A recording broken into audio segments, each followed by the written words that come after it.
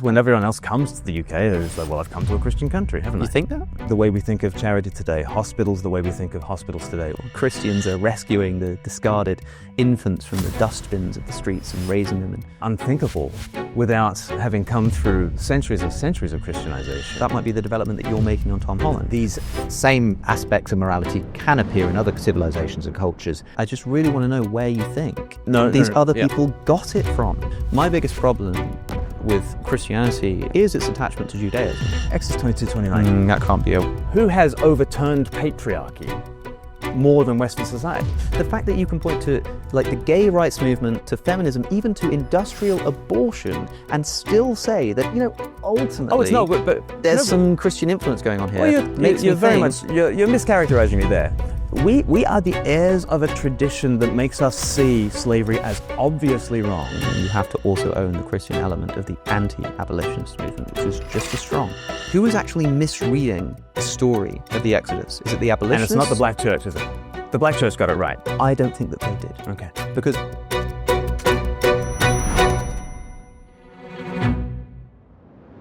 hello and welcome to Uncommon Ground with me, Justin Brierley. Conversations matter, and this is the show where we bring together great minds who see the world differently to explore faith, science, philosophy and culture, all recorded here in the beautiful setting of Yarnton Manor, Oxford. My guests today are Alex O'Connor and Glen Scrivener. Alex is a YouTuber, writer and host of the Within Reason podcast with over 1.5 million subscribers online. We're just a short way behind you there, Alex, at the moment, but, you know, trying to catch you. You'll get there. Glen is the director of Speak Life and author of the book, The Air We Breathe, How We All Came to Believe in Freedom, Kindness, Progress and Equality. So glad to have you both with me today, folks. Thank you for joining me. Thanks for having us. I'm looking forward to discussing our question. Did Christian faith give us our belief in kindness, equality, freedom and consent? Whether we get to all of those remains to be seen in the time we've got. But this has been kind of something that I've been sort of really excited about, anticipating. We have lunch just before we come through and already the conversation was buzzing. In that case on panpsychism of all things, but we're not going to do that today. We're going to do kind of culture, history, Christianity, ethics, morals. But your star has just feels like it's risen to new heights over the last couple of years, Alex. Why are people so interested in everything you have to say? I don't know, Justin. I love it. I'm very grateful for it. I think because I get obsessed with these subjects, you know, like with panpsychism. My friends who tell me that I'm obsessed with myself. I talk about myself too much. And I think that's true if you put a space between them. I am obsessed with the concept of the self at the moment.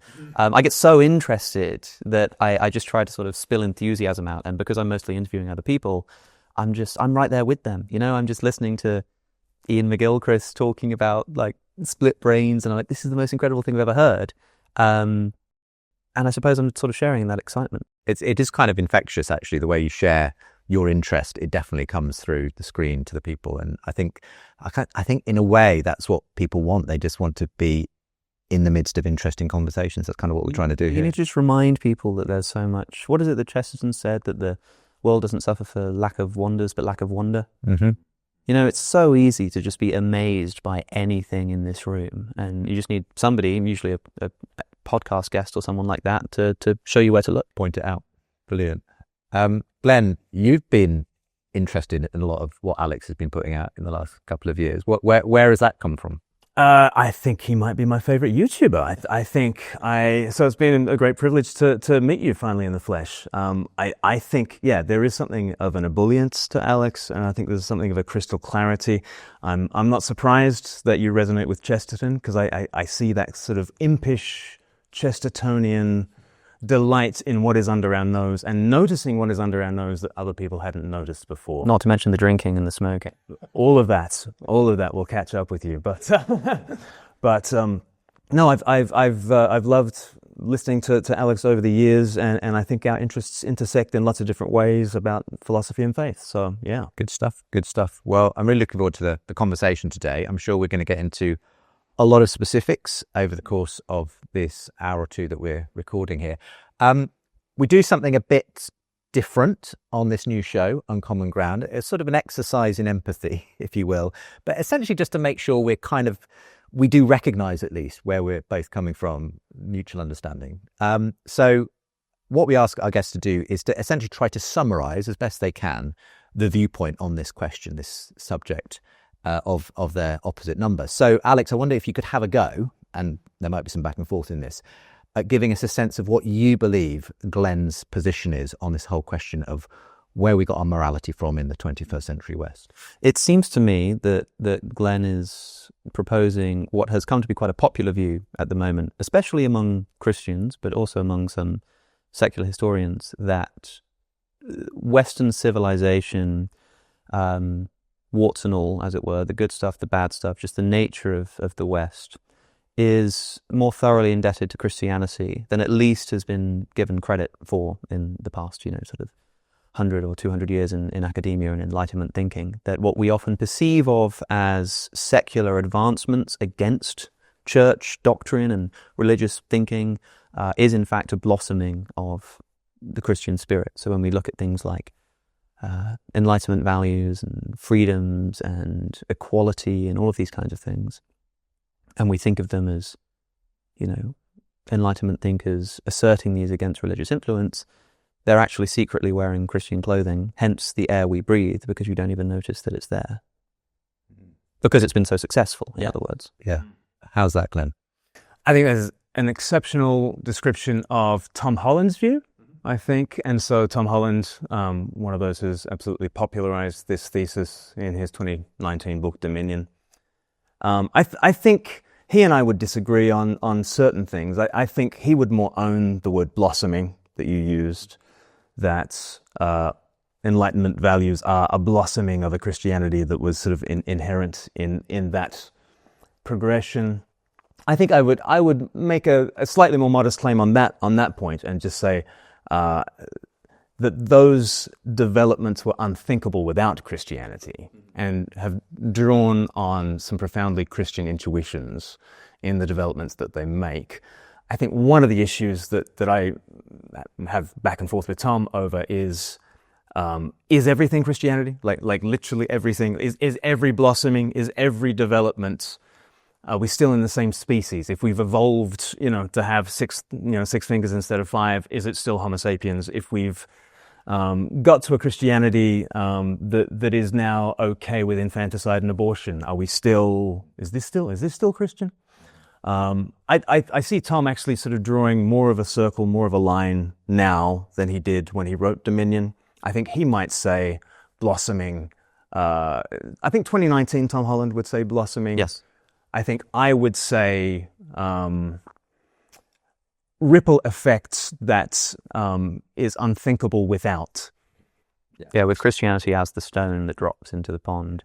Yeah. It does seem to me that Tom has become more sort of specifically Christianized in his thinking over the past few years. I'd imagine that if he were to rewrite Dominion today, it might be a little stronger on that point. Well, in fact, he rewrote the beginning to Dominion, because I think even in the writing of Dominion, I think he came to some clearer convictions. And I honestly think that the opening to Dominion is just this beautiful proclamation of the cross. And as a historian, he is able to go back to sort of first century Rome and imagine himself into the sandals. That wasn't originally there, the opening with the crucifixion. So the opening of the crucifixion was the last thing that he wrote. Oh, I see. Yeah. Oh, right. Okay, that was interesting. I didn't know. And so, and he put it at the beginning of the book. And I think that is significant. I think in the audiobook, for instance, that is the bit that he voices. He voices the beginning and the end of Dominion. I think he's since re-recorded the audiobook. Kind of summarizes the view, doesn't it? You sort of get to the end and you analyze it all, and then you realize that Christianity deserves to be right at the beginning now. That seems to be the view. And that the cross, is the stone in the pond. Yeah. Well, maybe one day it'll be Tom having the conversation with you, Alex. I'd love to host that at some point. Oh, sure. He's welcome. If you're watching, Tom, the invitation's there. Or if you're not, the invitation is absolutely still there. But in a sense, Glen, you've sort of written this book, The Air We Breathe, which is, as you've called it, Tom Holland light, or a sort of Dominion for dummies, and I'm the dummy. Yeah, I'm the dummy. Yeah. But no, it's a really helpful, accessible way into, that bigger thesis that Tom Holland has obviously sketched out. Well, it's confessionally Christian, whereas he did not write that book from that perspective at all. Yeah. Well, let's do the same thing back, if that's okay. Where do you anticipate Alex goes when it comes to this question of how we received our moral intuitions? I guess we'll see. But I think piecing together from things that I've heard Alex say about the Dominion thesis, I think it would be I think you think that I think that we think that Christianity is the air we breathe because of the Bible. And where I think your critique might come is it would be surprising if the Bible was the source of our current moral values, because I've read the Bible. And I recognize in the Bible things that are very bracing, to say the least, and not exactly like modern Western democratic values. Therefore, we can question whether Christianity and the Bible in particular is the source of those values. I'm not sure what you might think about how Christian abolitionism was, or how Christian the eradication of infanticide was, or how Christian the establishment of charities was. I don't think I've heard you speak about the historical side of things, but I think you're a Bible buff, and I think that might be where you go. How's that, Alex? It's certainly true that the Bible gives me pause, especially for Protestants who think that the Bible is sort of the foundational authority on what Christianity is all about. It's very difficult for me to square the paradox of a Christian text which has some quite explicit injunctions for and against things which are unthinkable today in the modern West, and somehow claiming ownership of those developments. But I think you're essentially either talking about two things when you say that the West is indebted to Christianity. You can either be talking about the Bible, or you can be talking about the history of the church. Those kind of are your two options, right? And you might want to say you're talking about like Jesus or the cross, but I consider that as sort of part of the scriptural tradition. You're talking about this story contained in the Gospels, right? And so the scriptures have a tradition that culminates in Christ there. How do you mean? So you would say that you're either talking about the Bible or you're talking about Christian history. You are wanting to put Jesus and his cross as part of the scriptural tradition. Oh, sure, yeah. So it's scripture that has a tradition. Yeah, so scripture as a story culminating in Christ and him crucified. Absolutely, for the Christians, of course, culminating in Christ, yes. And so I think that whichever of those you look at, you sort of run into trouble. Two things I should point out at the outset is, firstly, we can have this conversation remaining agnostic about whether Western values are correct. We don't need to say that freedom of speech and religion and the LGBT movement, abortion, any of that kind of stuff. We don't even need to see whether it's actually good or bad. The question at hand is whether Christianity has developed popular thinking on these issues. And the second thing to say is, interestingly, I think the most surface level critique people often make of this Dominion thesis or Air We Breathe thesis is that there's nothing unique about Christianity, like this idea of the golden rule or loving your enemy or all of this kind of stuff crops up in other traditions. And the response to that is to say, okay, but the thesis here is quite limited. We're describing the development of Western values. So of course there might be, Confucian philosophy or Buddhist philosophy, but that's not relevant to the West. But when you say that these developments are unthinkable without Christianity, then I think it does become relevant that important parallels with the kind of ideas that we're talking about here, compassion, caring for the weak, and not allowing the strong to oppress the weak just by right of power, this kind of stuff, do crop up independently of Christianity. I think that raises a big red flag for the thesis that there's something uniquely Christian about that stone. Why would we look for examples, for instance, of compassion and care for the weak and laud them? And we will find all sorts of examples of compassion and care for the weak in all sorts of cultures around the world. But I think this is part of the Dominion thesis. I think this is part of the air we breathe. The very lenses we're using in order to go, I like the word compassion as I see it in Buddhism. I don't like the word dominance, or I don't like Spartan brutality, but I do like Confucianists' desire to live in right relationship with your elders, right? Like, what are the lenses that we are looking through in order to cite other moral sources out there? And I would say those have been profoundly Christianized. Yeah, so there's this question of like, are we looking upon these other traditions and judging them as good or bad? I'm interested in a slightly more neutral question of just their existence. The fact that they're there means that at the very least that kind of thinking can't be uniquely indebted to Christianity. I think it's also worth pointing out that, like, the Greco-Roman period is a particularly brutal time in human history. But so you could say, Christianity enters into this Roman culture, which is extremely brutal, and it sort of civilizes it, if you will. Christians are rescuing the discarded infants from the dustbins of the streets and raising them in orphanages, I suppose, essentially, and this kind of stuff. I think it's true, of course, but I also think that the Jewish culture, as described in the Old Testament, Israelite conquests of Canaan, for example, is also an incredibly brutal kind of time, as we would recognize it today, and Christianity also enters into that. And so in the same way that the Christian wants to see this developmental trajectory, they say, okay, I know that our origin story in, like, the Jewish exodus from Egypt and then the immediate enslavement, the immediate genocide of Canaanite tribes and this kind of stuff is really, really bad and brutal. It sort of flourishes towards Christianity. I think that if you ground Enlightenment values in particularly like a Greek tradition, which you could say that a few thousand years ago was extremely brutal, we can say that, well, yeah, but it flourished into something quite nice. So the brutality of the Roman world that Christianity entered into, I think, is mirrored by the brutality of the Jewish world into which Christianity entered on the Christian story, if you see what I'm saying. But it was the Jews who, as well, within Roman society, were appalled by the brutality of Rome, by their practices of infanticide, by their practices of pederasty, which the Jews called paidophoria instead of pederasty, which means not child love, but child destruction. I think they found the Roman military valor to be really quite completely disjunctive of what the Jewish scriptures were saying all the time. I think when you're talking about that Old Testament war of Israel going up against Canaan, you're talking about a real David going up against Goliath, circling around a town and chanting after 7 days, and then the walls come down. They circumcise themselves before the battle. They are undermining themselves in every way. Now, there's all sorts of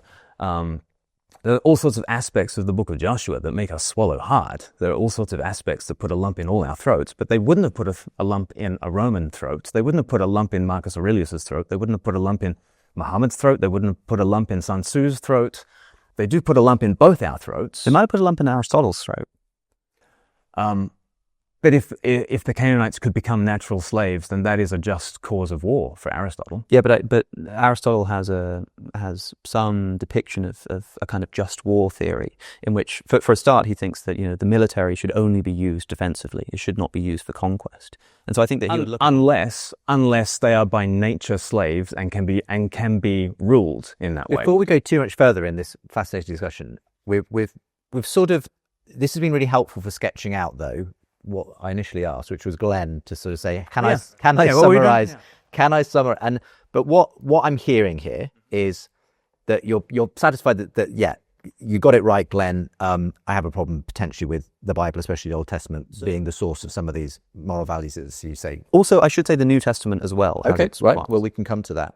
But then you're also wanted to add, and that's where we've been having this conversation, that it appears to you that these same aspects of morality can appear in other civilizations and cultures. They're not necessarily unique to Christian sort of culture that you see them popping up, but that all cultures have had, if you like, their barbaric history. Oh yeah, which has, and so how are we to say it's not necessarily a flourishing from Greek culture that might equally lend us some of these? But to be clear, I don't want to undermine the influence of Christianity. Okay. I mean, if the thesis is just that Western civilization has been greatly influenced by Christianity, it's like, of course, yeah, of course.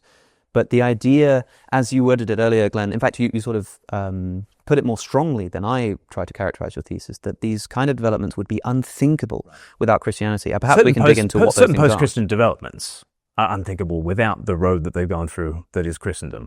So maybe we could talk about what those are. Well, I mean, I don't know where you want to take this. We want to get to some specifics, and so that's a good thing to do. I mean, I think we've heard, I'm sure it'll come through as well as we talk, Glenn, that, as you elaborate the way that this has flowed out, as you see it, these modern values of kindness, equality, freedom, consent that we're going to be focusing on from those Christian origins and the way they've permeated the whole of our culture. Just one question before we leap into some specifics. It has become a very popular thesis, interestingly. It's not that Tom Holland was not the first person to point this out, but suddenly everyone seems to be talking about the Tom Holland thesis. And you have people like Ayaan Hirsi Ali, who you've both interviewed at different points, I think almost at an intellectual level, convinced about the value of Christianity because of suddenly starting to see that we can't sustain a culture like ours without the Christian story at the bottom of it. And I'd just be interested in just at the beginning, before we get to the specifics, your sense of where that's come from, why perhaps someone who was at one time the most famous female atheist in the world has had this kind of about turn that seems to be so linked to the need for Christianity as a foundational story for our culture and that kind of thing. Maybe start with you, Glenn, and then come to Alex. I think in one sense, the Tom Holland thesis is unremarkable and quite modest in that Christianization is 20 centuries of Christianization has had a profound impact on our moral sensibilities, and it's even had an impact on the way we see other sources of moral intuition in the West. I think that's actually quite a modest position to take on things and quite widespread. Whether you're against Christianity and you're Nietzsche and you think, yes, Christianity has done a number on us all and it's a bad thing, or whether you are agnostic about these sorts of things like a Tom Holland is, or a Larry Seidentop, or a... I suppose I'm asking, why is it resonating so much then? It's not new necessarily, and it's fairly modest in its claim, but it seems like everyone's picking it up suddenly, and I wonder, what's changed for it to become so resonant? I think he wrote it in 2019, and I think if he'd written it 20 years earlier, that's when kind of the end of history was kind of being proclaimed as this, okay, we win, modern liberal Western democracies are the future, everybody will get on board, and it's plain sailing from here on in. And I think that there was the kind of the conceit that there's a post-war consensus, prosperity is on the up, stability is on the up, peace is reigning, and you could almost believe that everything's getting better in a kind of a Steven Pinker sort of sense, and I think in the last 20 years from there till 2019. We've gone through some incredible upheavals and a lot of people questioning just how obvious liberal Western democracy, democratic ideals are. I mean, one reason for that might be 9/11 and then the 9/11 wars, in which, okay, let's just remove the Taliban and Afghanistan will become an egalitarian utopia, or we'll just remove Saddam Hussein and modern Western liberal democracy will just reign. And I think we've had to wrestle in lots of different ways with those geopolitical issues. I think de-Christianization has happened in America in a quite profound way. 40 million Americans left church this century. And there's kind of a sense of, with institutional Christianity and believing Christianity in some senses in the West in the rearview mirror, I think there's been much more of a sense of people missing what they once had, and the Dominion thesis sort of naming that. I think at low tide you sort of see what the sea had done, in a sense that at high tide you have no idea about the shaping influence of the sea. Low tide actually might reveal that. Low tide being a metaphor drawn from Matthew Arnold's Sea of Faith that has gone out, and only then do we see the melancholy long withdrawing roar. How that Sea of Faith shaped our and of course, tides come back in again. So it's been said. That's the fun sort of rejoinder, isn't it? But even if they don't, my point is, at low tide there are things that you see what lies beneath, and I think people have seen sort of anti-woke backlash as well. There's a sort of progressivism that might be shorn of Christianity and become quite authoritarian, and people might be concerned about that. There's an anti-woke backlash that looks at that, and they call them the woke, and they actually want the power thing and the dominance thing. And so people have become they've seen that the story of the West has run out a little bit, and they're wondering, is there a grand narrative? And Tom Holland is giving them a historical narrative. Do you broadly agree with the way Glenn sees that? I think so. I mean, with Ayan in particular, I think she's dealing with two things at once. She recounts a very personal depression that she'd fallen into, and it's an old story that religion can help you sort of climb out of that, or I should say relationship with God. At the same time, she's deeply worried about politics, and I think that New Atheism fails to deliver on its promises, this sort of humanist utopia where everybody's acting in accordance with reason and we all live in harmony and all this just didn't emerge. And especially, politics in the past 10 years, I hate when people say especially given the current climate, as if there's ever been a time in history where you can't say such a thing. There's always something going on. There's a world war, there's a pandemic. But I do think that the influence of mass immigration, which does seem genuinely novel, has caused a lot of people to suddenly be confronted by people who believe completely different things to them, and they're forced to sort of reassess what might have been the defining characteristics of their belief system. And a lot of the time, if the air is something that you don't really notice, you talk about it being the air you breathe and it being you don't even notice that it's there. If something comes along and essentially starts sort of changing the nature of the air, starts smelling of something a bit different, then you start to notice it, And so I think that it's kind of just a cultural moment. And one thesis is that the thing that we lost is belief in Christianity. Maybe that's true, maybe it's not, but I think a lot of people are attracted to it as a plausible option. Okay, well that's helpful and really helps to frame, I think, the conversation we're going to have now about whether it's plausible, this idea that obviously Tom Holland, but you especially in The Air We Breathe, Glenn, have given us, that ultimately many of the core values that most 21st century liberal Western people hold to and live their lives by fundamentally are irreducibly Christian at some level. The air we breathe obviously is your way of saying we almost don't notice this in our culture. We haven't up till now at least realised. But now perhaps you're pointing out that, as you say, some of these things need to be recognised and see that there is a source and so on. Why don't we start with compassion? Your book deals with about 7 different topics, but compassion, I think, is one of the easiest to get a grasp on because there are some very specific ways, examples you give of the way that the early Christians inculcated what you believe are the kinds of values around kindness and compassion that we now take for granted. But maybe sketch out that and then we'll see what Alex has to say. Yeah, well, let me begin where Dominion begins, with the cross. And in my book, I talk about imagining myself into the shoes or into the sandals of a Roman centurion at the foot of the cross. And you really are dealing in a world of a very steep hierarchy of dominance, in which the slaves are absolutely at the bottom and the slave's death is the extreme penalty. And who should show up on that cross but the God of heaven? And it's the Jews in particular who are proclaiming that God has shown up on this cross. And of all the people to say the word God, they're saying it with a weight that goes far beyond anything that the Romans were used to.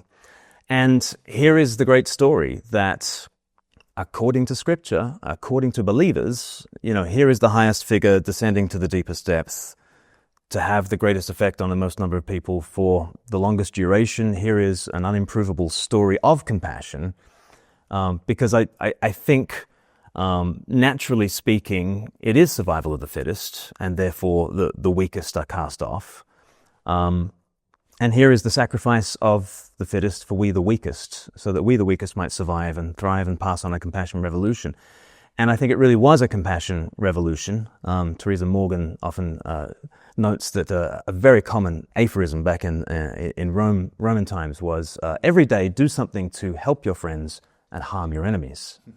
And we all resonate with the first half of that, and the second half we go, yikes, and we distance ourselves from that second half. But I think that second half makes perfect sense in a brutal world of scarcity. It makes perfect sense in an evolutionary frame if you're just thinking about in-group amity and out-group enmity.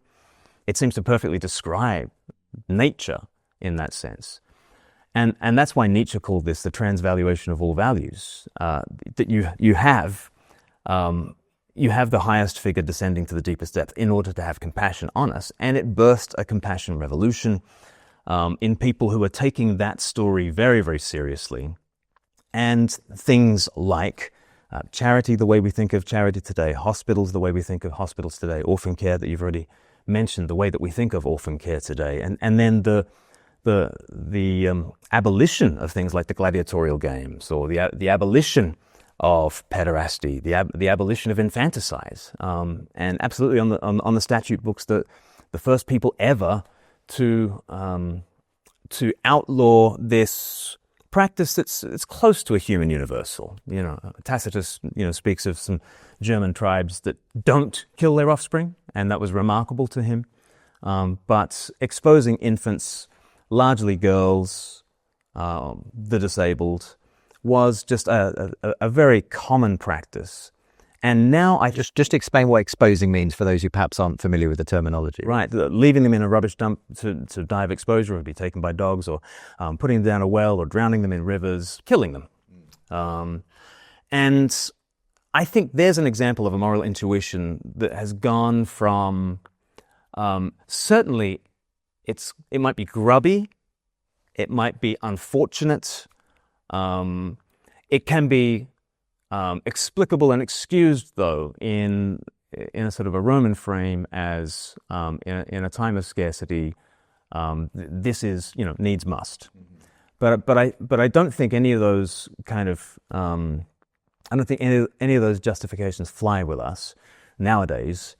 And I don't think Rome itself was going to bring any of those reforms about under its own steam, given its own kind of moral and spiritual resources. I think it's definitely Christianity that has brought those about. And there is an example, I think, of some compassionate moral intuitions that ground themselves in some moral progress. And it is certainly Christians who are at the forefront of that. Okay. Thoughts, Alex? Well, there's a lot to say, right? I mean, like I say, I don't want to the sin I think both sides, as it were, commit on this issue is, I think, an overemphasis, is to say that in the same way that you might say exposure in the ancient world, it does seem to be that we have records of Christians being the ones who are sort of anti this, who are sort of the antidote to exposure. And of course, yeah, happy to grant that. I just don't want to overstep the influence of Christianity in particular over the entire development of the Western tradition. In the same way, I might want to talk about the way that the church has stood in the way of a number of important instances of progress towards the West today. And I don't mean moral progress in an objective sense. I just mean movement from where it was to where it is. But you then wouldn't want me to overstep and say, therefore, the church has been, the greatest roadblock, and Christianity is evil and terrible. So I just don't want to overstate the case. My biggest problem with Christianity as responsible for these developments is its attachment to Judaism, to the extent that in the early church, Marcion famously thought that the God of the Old Testament could not be the same God of Jesus. He produces this text called the Antithesis, where he compares the sayings and doings of the Old Testament God and Jesus, and says these cannot be the same kind of person. And as long as you've got this attachment to this Jewish tradition, I find it very difficult to square how you have these kinds of condemnations that Christianity, allows people to have of Roman practices, without them similarly indicting the God that I'm told is the God that sort of came down into the figure of Jesus. They sort of have this excusability with the Jewish God. Now, you might say that the very means by which they're able to look at the Jewish God and say, these are things that trouble me and things I don't like, is essentially Christian. But if that's the case, then you're kind of left with a paradox as to what you're talking about when it comes to Christian values. if you want to agree with what I'm saying, which is that those are still present in the Old Testament, then you kind of become a bit of a Marcionite in saying that, well, the only thing that matters is Jesus. We can just kind of ignore the Old Testament, say that that was wrong and that doesn't matter. Or if you need to own it and not be a Marcionite, not be a heretic, then you need to offer an account for how that wasn't wrong when Yahweh was doing it. And how, it's okay for Jesus to enter into that world and not be seen as this sort of, fundamental negation of the Jewish religion. Whereas when he does it for the Romans, it's a negation as well. Also, it's quite easy to pick on specific examples. For example, why do the Romans invade Gaul? We have Julius Caesar's own words as to why he invaded Gaul. What are some of the reasons? Do we know? Well, one reason he gives is that the people there essentially are practicing human sacrifice.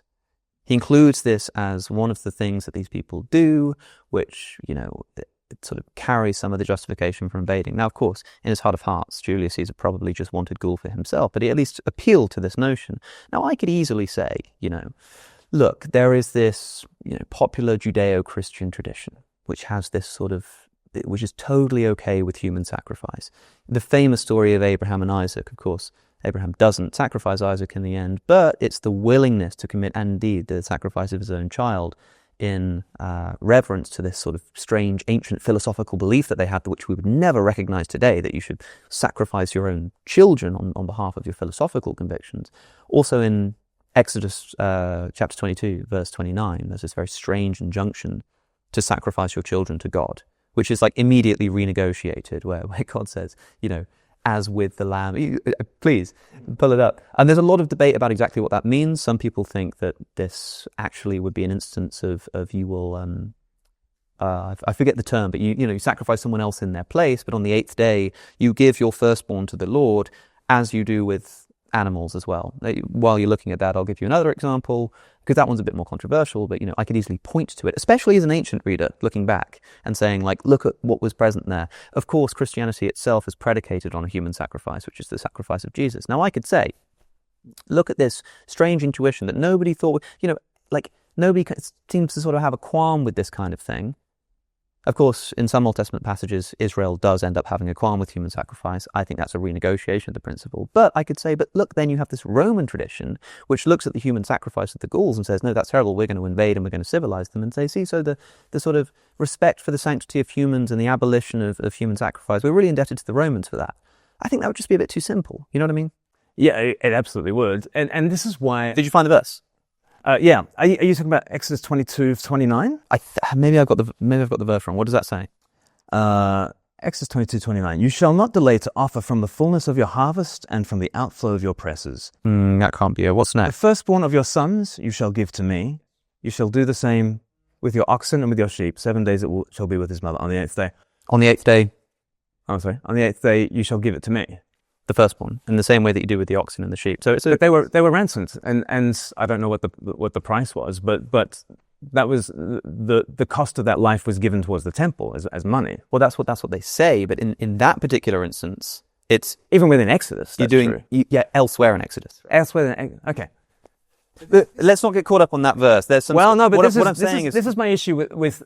I think you're going to the Bible in a way that's alien to the way that anybody has ever gone to the Bible. Like to go into a verse and take out of it as a timeless principle that stands by itself and probably could cause somebody to kill their son. It's just not the way.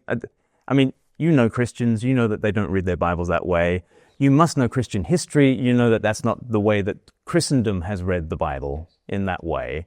So what are you right about reading the Bible that way? And the rest of what I'm doing is I'm showing it's a bit too simple to do this, right? Like I'm trying to demonstrate, because obviously the sort of approach that I'm taking here, you will see as illegitimate, and I think is illegitimate to some degree. I think it's got some even within Exodus, but yes. But then Exodus is a series of sort of renegotiations over scriptural history. I mean, I'm not the first person to think that particular verse is an instance of command for human sacrifice that survives into the biblical tradition that is then renegotiated. Scholars, debated, of course. But what I'm saying is, I could do that, but I think it would be too lazy. What we need to do is look at the overall picture that we get from these stories. What is the picture that we get from reading the Old Testament and this God? And what is the picture that we get of Jesus and his relationship to that God? That might be a helpful place And where to does go that give us these ideas of compassion and equality? So I mean, the big picture thing, without getting into the weeds of the Exodus thing, and I understand. And you're going to go to the first page of the Bible, which I think might actually be the second page of the Bible.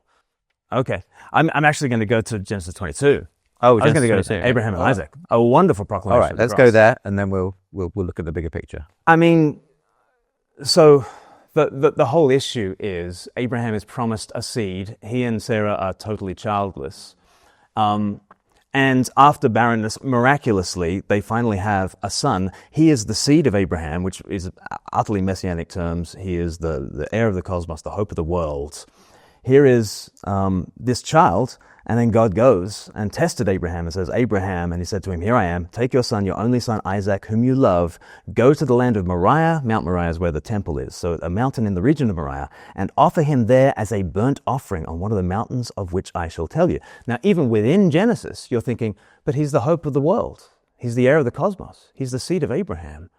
And he's being told to be sacrificed, and somehow through that sacrifice, what? Because the whole world is going to be blessed through this famous golden child. And he's to be sacrificed as a burnt offering, which is a sacrifice of atonement, on a mountain in the region of Jerusalem. As the story progresses, the son has the wood on his back, the father has the fire and the knife, the tools of judgment, and he's trudging up a mountain in the region of Jerusalem on his way to become a sacrifice of atonement, this one who is the seed of Abraham, who is the heir of the cosmos. Abraham says, we will worship there and then we will come back to you, which the New Testament picks up as he seems to have some kind of trust that through sacrifice and out the other side, somehow, the chosen one will come back to us. And obviously, in that moment, the angel of the Lord intercepts judgment and says, now I know that you fear me because you have not withheld from me your son, your only son. And he provides the ram in the thicket as a substitute for Isaac, the promised child. And so on that occasion, the ram is sacrificed, but Abraham had said a lamb will be provided. And so the whole thing ends with verse 14. Where is verse 14?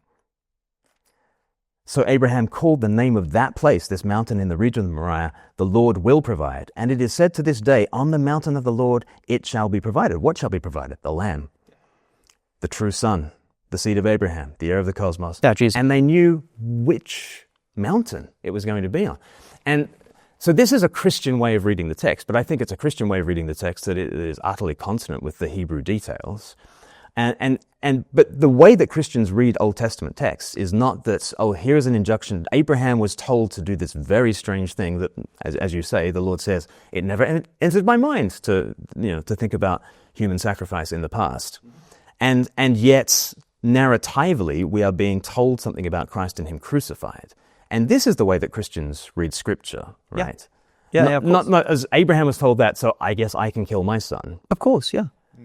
But and we take the details seriously and we take them through the cross. Many scholars see this as kind of a mythological retelling of the story by which human sacrifice came to an end. The practice of human sacrifice got replaced by animal sacrifice because at some point in our anthropological history this occurs, and many people see this as not in the Bible, but they see this as an encoding of this in the biblical story. That this is what is described. They're welcome, but within the world of the Bible, that's not the world that the Bible describes. I agree. I think it depends how you're reading it, right? If you're reading it as a Christian, of course, that's how you're going to read it. What I'm saying is it's too simplistic an approach. I'm demonstrating the simplicity in my very own approach there. Okay. So where we've got to is that you're just aware here, Alex, that there's a number of different factors that might go into the emergence of the values we have around kindness and compassion in today's world, and you're not in any way dismissing the fact that Christianity was an important motivator in various aspects, but you're questioning this whole idea that it's too simple to say it just came out of the Bible. The Bible is a very complex. Not just that, but also that, like, we talk about compassion, and compassion is such an ambiguous term that, by the way, obviously does crop up in other traditions, to the extent that if you're just talking about compassion, you can't be talking about something which is uniquely indebted to Christianity. The thesis is more specific than that. It says that our modern sort of conception of Western values comes from Christianity. So I don't just want to know where compassion. In fact, if I were just to grant that, okay, this idea of compassion, maybe even, the idea that that all human beings have the imago Dei, and they've all got worth for that reason, and that's what gives us this, antithesis to exposure and that kind of stuff. We're talking about Western values, right? And when you say Western values to somebody, and you say, well, what are the principal values of the West? If you were to ask a scholar or you to ask someone on the street, what defines Western values, you think? Do you think that they would say compassion, consent? Maybe they'd say equality, but I think they'd say things like this. And I wonder if in listing some of these things, you can think, or perhaps provide, and people listening at home can think of what might be a biblical or church tradition grounding for any of these things. Freedom of speech, freedom of religion, freedom for free sexual encounter between any two consenting adults. Free market capitalism is really important to the development of the West. The military and colonialism, nationalism. These are the kinds of things which I think actually define the West of the past few hundred years. And I don't think any of them have a grounding, let alone a unique grounding in Christian principles. Hi there, if you're enjoying today's video, do give it a like and subscribe to my channel. And why not let me know what you think in the comments below? And to make sure you don't miss any of these fantastic conversations, sign up for my newsletter. As a thank you, I'll send you the first chapters of both my books, The Surprising Rebirth of Belief in God and Why I'm Still a Christian, for free. The newsletter link is with the info. Enjoy the rest of the show. Oh, goodness. I mean, certainly the first 5 things you mentioned are unthinkable without having come through centuries and centuries of Christianization. Was freedom of speech the first thing you sort of mentioned? I mean, that was absolutely hammered out in Protestant Catholic disputes. John Milton coming very strongly for freedom of speech, and then from dissenters from the Church of England wanting to have the freedom to be able to express their own views, and eventually sailing across to America and there you see some profoundly Christian history behind why does America have a First Amendment that the United Kingdom does not. It's the sort of question that you cannot answer without consulting Christian history and Christians doing things that they certainly interpreted them as acting for Christian purposes. Yeah. I mean, I was going to move us on to equality, which I feel is kind of part and parcel. Okay, of this I think it's worth pointing out. I guess briefly, I would consider that in the same way that you might use something like the abolitionist movement, which you would see as which we'll get onto shortly, I'm sure, but emerging in a Christian culture, fine. But there are sort of 2 theses here. It's either that you've got this sort of Christian worldview which exists as the biblical stories from which it grew, and then the early Catholic Church, and then you've got the Protestants coming along, and you've either got this story of a flourishing of Christian values into freedom of speech, or you've got this story of a kind of disintegration from this original idea that you certainly don't get ideas of freedom of thought and freedom of religion and freedom of speech from the Bible. You can be put to death for believing, for worshipping the wrong thing, right? We definitely cannot ground in the Bible the idea of freedom of speech and freedom of religion. In theology, the difference between speech and violence. On a naturalistic worldview, is there a great difference between speech and violence? Whereas on a theological view, the idea that Jesus says, "Put away your sword, for those who live by the sword will die by the sword," and then the only sword he gives to the church is the sword of the Spirit, a spiritual sword. What is that? It's the Word of God. Yes. And then the idea of missionary encounter all throughout medieval Europe was to go armed with persuasion. Yes, and you write about that in the book as well, right?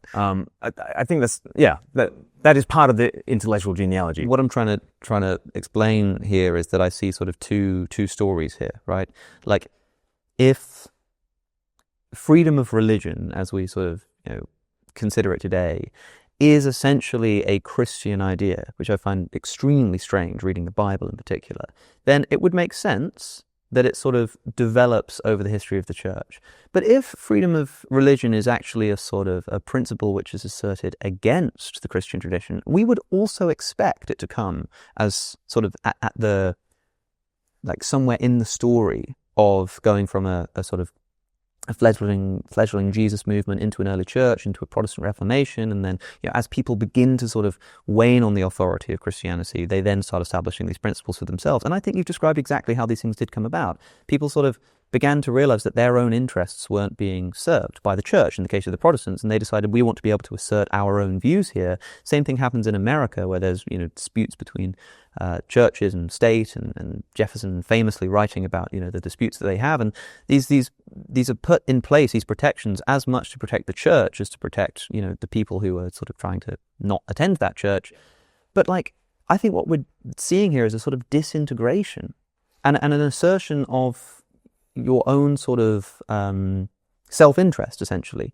I mean, if I were to try to summarize this, Ali, is it that you're concerned that Glen is passing off as quote-unquote Christian, things like freedom of speech, freedom of religion, not because it's tied inherently to the biblical witness, but because the circumstances that happened historically around the church led to people developing these ideas, not necessarily because they somehow find their seed in... Especially, I know that Glen has a lot to say about the concept of rights, and it's true that you get sort of talk of rights and conceptions of rights dating sort of back to sort of the 11th, 12th centuries, maybe even prior to that. But clearly the kind of rights as are embedded into the Western framework today start to emerge. Let's talk in about the 17th and 18th century. This is where I wanted to go. And I think that those rights are an assertion of self-interest. Okay. They're not a flourishing of religious tradition. I think that they are essentially a result of conflict that people are trying to protect against. We will come back to that. We'll put a pin in that and come back to, because I think this neatly moves us into the next area I was hoping to kind of get into, which is equality, another key value that Glen, you say, has its foundations in the Christian story. Obviously, your view is, and perhaps you can elucidate some of this now, that obviously that was worked through by theologians and the church and into what we might call a modern Declaration of Human Rights or whatever it might be, but that somehow that was unthinkable, as you say, without the Christian story that ultimately gave rise to it. Alex, I think we're going to hear why he feels that's a stretch too far, but make the case first for equality as a fundamentally Christian idea. Yuval Noah Harari makes the argument that equality is a fundamentally biblical idea generated from a belief in God and souls. But he then goes on to say, but if we no longer believe in God and souls, then what do we do with this idea of equality? So I think that the thesis that Christianity has shaped our moral intuitions is made from lots of different directions. There are people who think Christianity has shaped our Western values, and it's not a good thing. I think Tom Holland, for instance, is the sort of person who thinks, oh gosh, I do believe in the human rights thing, and I now see the dependence upon the Christian thing, and if I might as well be hung for a sheep as for a lamb, and so I'm going to dive into the Christian thing. Now, that leaves me with the job of, is there a link between Christian faith and equality? Declaration of Independence. So in June of 1776, Thomas Jefferson writes the first draft of the Declaration of Independence.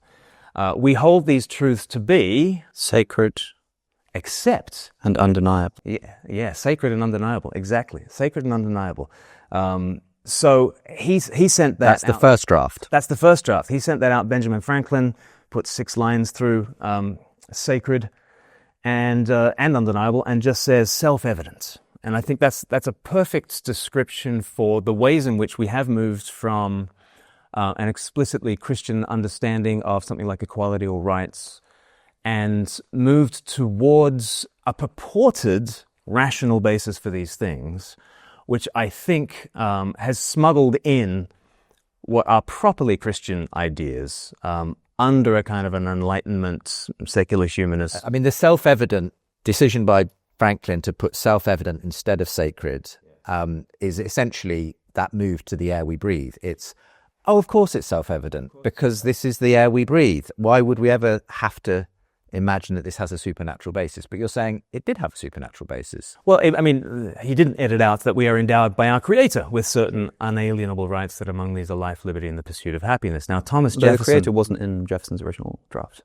Is that right? That's right. He does say created, but he doesn't say creator, which is kind of... Creator. So who added creator? So it was Congress or something. I can't remember who it was who did that. There was a secularizing and a more religious... I remember that bit of Hamilton, but I don't... Anyway. But... Okay, so I mean, Jefferson is getting this language from John Locke, who is arguing right back from Genesis chapter 1 and from the image of God, Genesis 1 and 2, from the image of God. The Enlightenment thinkers were originally much more explicitly Christian than they ended up being.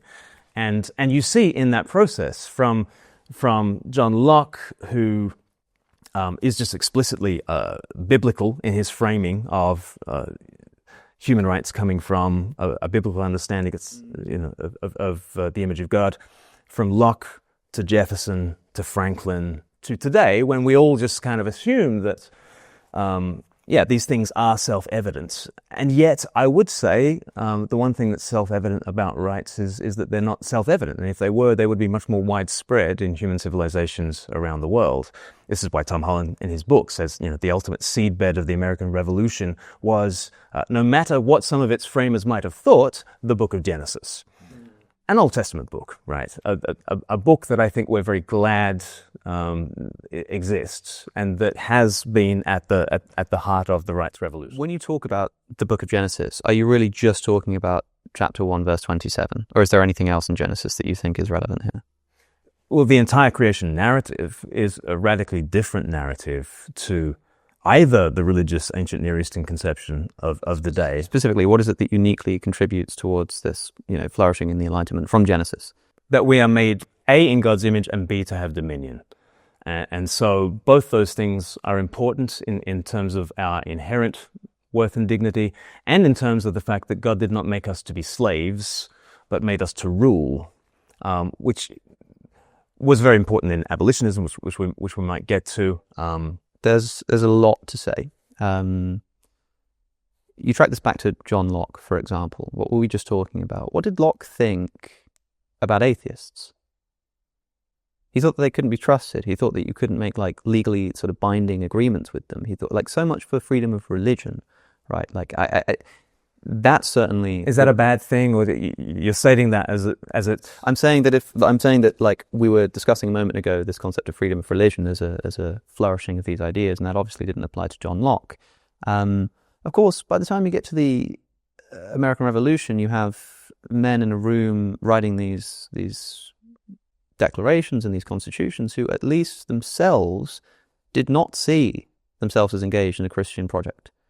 Jefferson is famously not a Christian. He's famously anti-Christian. Yeah, him and Franklin were the two least Christian men. Gouverneur Morris is the same. The man who wrote the words. He also put a pen, but this time to the Constitution, which is the actually legally binding one, which originally opened, we the people of New Hampshire, New York, and so on. And he put a line through it and said, "We the people of the United States of America."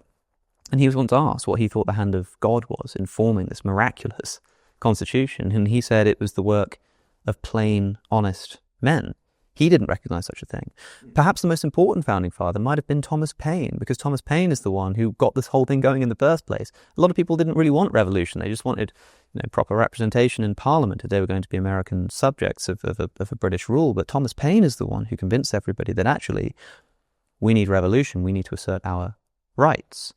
And we know that Thomas Paine was not a friend of Christianity. He writes thoroughly against Christianity to the extent that he had to live in exile. And then when he finally died, his bones were lost, and no one wanted to come to his funeral. He was once asked what his philosophy was. It was to act justly, love mercy, and work for human flourishing. Right, and you'll recognize that act justly, love mercy is Micah chapter 6. And then he adds the sort of the humanistic gloss to it. I think that's another perfect example of some profoundly Christian ideas that have just been... But these men at least saw themselves as working contra Christianity. Yeah, they might have seen themselves as that. And you could say that maybe you have a better sort of grasp of their psychological motivations than they do, but I think... When they say rights, they are showing us the intellectual genealogy, and it runs right through the heart of Christendom. Yeah, because I want to talk about rights, but... That's kind of I suppose that's a separate subject, because we're talking about equality here, right? And when I hear the word equality, I'm thinking equality between whom? In what context do equality come out? They come up in things like racial discrimination. Yeah. They come up in things like gender discrimination. And there is... Jefferson held 600 slaves as he wrote that. And there is absolutely no way that you can look at the Bible or the history of the church and think that there is I think even in embryo, the idea of something like our modern conception of gender equality that's indebted to a feminist movement. So people of Tom Holland's ilk like to say that the feminist movement is essentially Christian in origin, and I think that the justifications for such a view is essentially roundabout. So why don't we focus in? Most people today, when you ask them, do you think that men and women are equal? They don't just say they both have equal worth in the sense that neither should be killed. They don't just say that they have equal worth and that, if you have a child, you shouldn't, abort one just because it's a woman. They say that there's a sort of equal societal standing of men and women. And I'm wondering if you can identify where in the Christian tradition that comes from. What they want to also say is difference, right? And the cultural wars that are tearing us apart are, how do we affirm both the difference of male and female and their ontological equality? It depends what you consider to be like the Western position on the equality of women. And it depends what you consider to be the feminist movement, because there's not just one feminist movement. Like, are we on wave 5? Or like, which wave are we on? And it just goes to show that actually difference and equality is really difficult. And it's not as though the year 2025 is the utopian, we're at the Platonic ideal of how to relate equality and difference, and in fact things are going back and forwards with Supreme Court rulings. But you understand what I'm driving at, right? Like famously, Paul, who is the most important early Christian writer to the extent that his letters, and some letters that were probably not written by him but claimed to be written by him as well, found their way into the scriptural canon and explicitly tell us things like women should remain silent in churches. If they've got a question,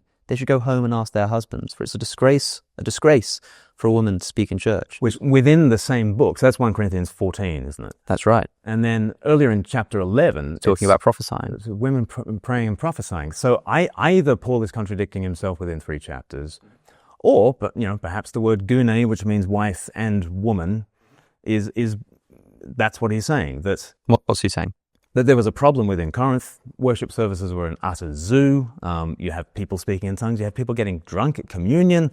And were there wives speaking over their husbands as they were preaching, right? And he's like, we'll sort that out at home, okay? I think that is the sort of interpretation of 1 Corinthians 14 that actually makes sense of 1 Corinthians 11.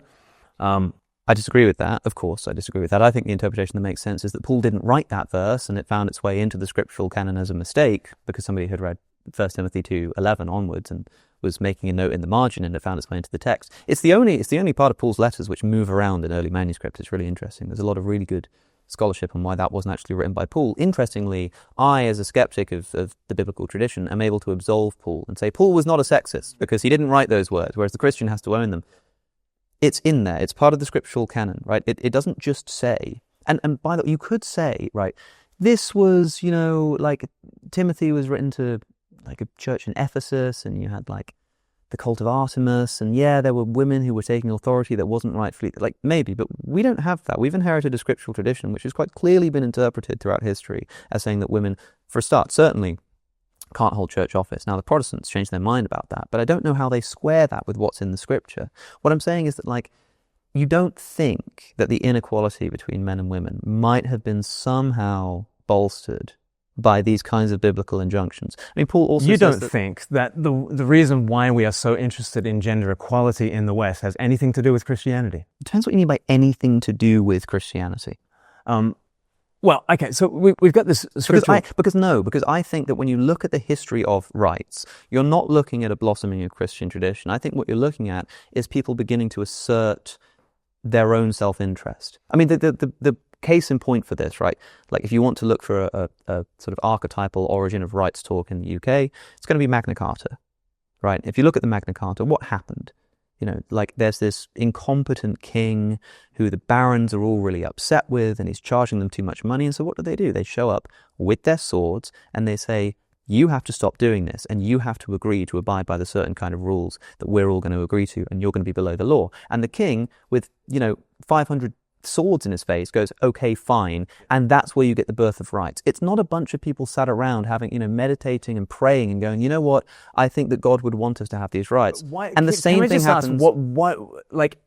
If the gender equality concerns of 2025 are important to you, in which culture or civilization would you rather live? One that has a Christian tradition behind it, or one that has not? Well, it depends. I mean, what other kind of traditions are you talking about? Well, there's Islam around the world. Well, I wouldn't like to live there. There's a very venerable tradition. I think I wouldn't mind living in a Buddhist tradition, for example. In terms of gender equality, in terms of right speak, in terms it's not of the same kind of right speak. In the it's same not way, exactly, right? and that's really the thesis. But do you think, for example, that the feminist movement, women having the right to vote, representation in power, even being allowed to run for office as well in the first place, do you think that would have happened, would have gotten off the ground, if women themselves hadn't just tried to assert it for themselves? Do you think, in other words, if they'd have done what the Bible tells them to do, and to essentially stay silent and ask their husbands at home, instead of coming out and saying, we've got something that we want, and we're going to throw ourselves under horses until we get it. Female suffrage. Do you think that men, on their own, that like Christian men of the Enlightenment era would have just sat around and gone, you know what? It's been hundreds and hundreds of years that we've been Christian, and I think, and there's all these verses that but I think we've been getting it wrong, and I think we should give women the right to vote. Do you think they would have just done that on their own because of the influence of Christianity? Listen, just read through the book without the protests of women. Read through the book of Acts, and you will see Philip's got his 4 daughters who are all evangelists. You have Priscilla and Aquila. She is named first in this house church. She is correcting Barnabas when he's going off on one. He gets to the end of the book of Romans, and Romans chapter 16 is just talking about all his co-workers, and there's women everywhere. There's Junia, who is outstanding among the apostles. There's Phoebe, the deacon. This is extraordinary. And so taking that trajectory and moving it forwards, I think the most obvious explanation for why universal suffrage has had a Western intellectual genealogy is surely Christianity. But, do you think those were the conversations that men of their own accord were having? Like, absent the protests of women who were getting fed up with their material conditions, you think that men were just sitting around having these conversations going, Junia and Phoebe were really important, and, Paul seems to say that she's an apostle, and so maybe we should give women the right to it. Like, you think that would have just happened without the assertion of people? Like, I think that... but I think that's fine. The assertion of, female agitation for female suffrage is wonderful. But I'm saying without that, you think that it would have happened? You think that it would have been successful? I think if you look at the history of rights... But you seem to be assuming that the only kind of person who would agitate for female suffrage would themselves not be driven by Christian convictions. What's your evidence for that? What do you mean? Well, you seem to think that I would have a problem with suffrage coming because there were women agitating for the vote. I don't have a problem with that, and I don't see how they were doing so because they were sort of going to church and learning that they should emancipate themselves from the pulpit. Well, rather than just being a bit fed up with the material conditions that they found themselves in. Oh, I think it's both. I mean, so for example, the only time... all women let Glenn just respond here. All women everywhere might be fed up with patriarchal societies. Who has overturned patriarchy more than Western societies? And is it... It seems to me that the default position is, when we look back at our Christianized history, when we look at other cultures and notice that they have not had those same developments, you might imagine that there is some alternative history that could have got us to where we got to. But that seems to me an implausible story, and that seems to me an untestable story. The story... Yes. I mean, so I didn't mean to interrupt. I was just saying yes, because one of the big problems of this is testability. But I want to talk about that, but I really just want to sort of... There are all kinds of reasons why this could have only happened in the West. It might have had some... I mean, I think that a lot of the development of people's individual rights, their ability to begin asserting them, had a lot to do with technology. Feminism in particular. Really importantly, some of the roles that society could not do without. The washing machine. Exactly. Transformed feminism. So much, right? And so it's easy to say that it's because, they were going to church. I mean, if that were the case, why didn't they do it 500 years ago? Why then? That happened to coincide with technological developments which allowed them to get out on the street and protest, right?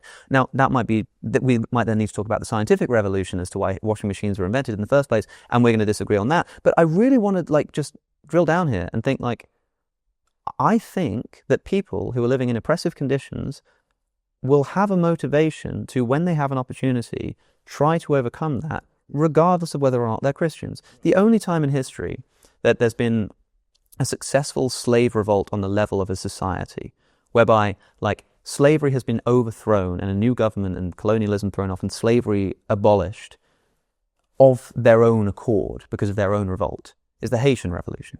It's in Haiti, right? Yeah. I do not think that Haitians were living in slavery under colonial rule and they were kind of okay with it. And then they started thinking about Christianity and read the Bible and decided, you know what, now it's time to rise up. I think that there was enough in the disutility and the preference against the conditions they were living in that when they saw an opportunity, they seized it and did so successfully. And I think that that is the history of rights. I think that Magna Carta is a result of barons holding swords to the king. I think that feminism is a result of women saying, we don't want to do this anymore. I think that slavery is as a result in the Haitian Revolution of the slave. In the result. Haitian Revolution. But in other cases, Yes. it's the development of photography. Think of the importance, and not solely, but think of the importance of Paul Peter, the lashed back, the image that shocks everybody, right? Like it's not as simple as just saying that some people started thinking about Christianity and going to church and that's what motivated them. Because if that's the case, why did it take so long? And why did it coincidentally come along with the Enlightenment? You know what I mean? Okay. Should we go to slavery and abolition? Is that, or is there something you want to say before? Let me just, I won't add to that. I'll clarify. I think one thing my book, The Air We Breathe, doesn't really do is the sort of technology shock stuff. It doesn't talk about material conditions, which is a lack. And you might get the idea that these 7 values kind of float down as Platonic ideals and just embed themselves in Western values.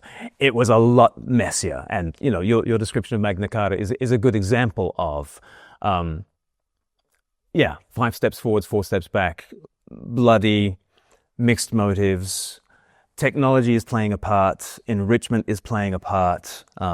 So I totally take that.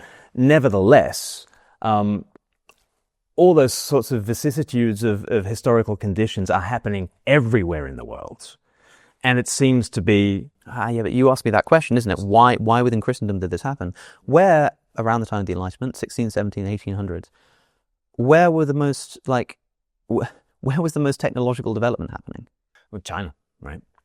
Okay, all right. Look, but seriously, China. I mean, the ships, in China, the ships aren't really doing much for the material conditions of. Well, they could do if they used them. Unfortunately, like the New World explorers did for resource extraction and that kind of thing. If anything, that the development of better ships would make the slaves have a better time under the boats, right? I'm talking about the kinds of material condition, the changes in material conditions that were relevant to the assertion of rights.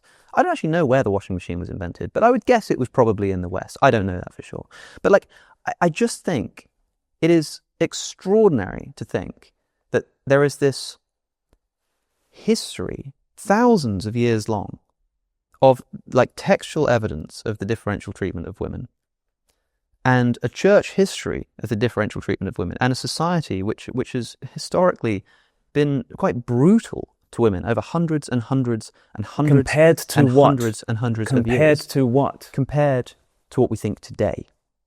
Okay, but now, when that finally happens, Christians want to turn around and say, oh, that's because of Christianity. That's because over those hundreds and hundreds and hundreds and hundreds and hundreds of years, nobody realized that this was what was really being gotten at all along. And this just so happens to coincide with the technological revolution and Enlightenment thought. Enlightenment thought, rights predates Enlightenment thought. Not really.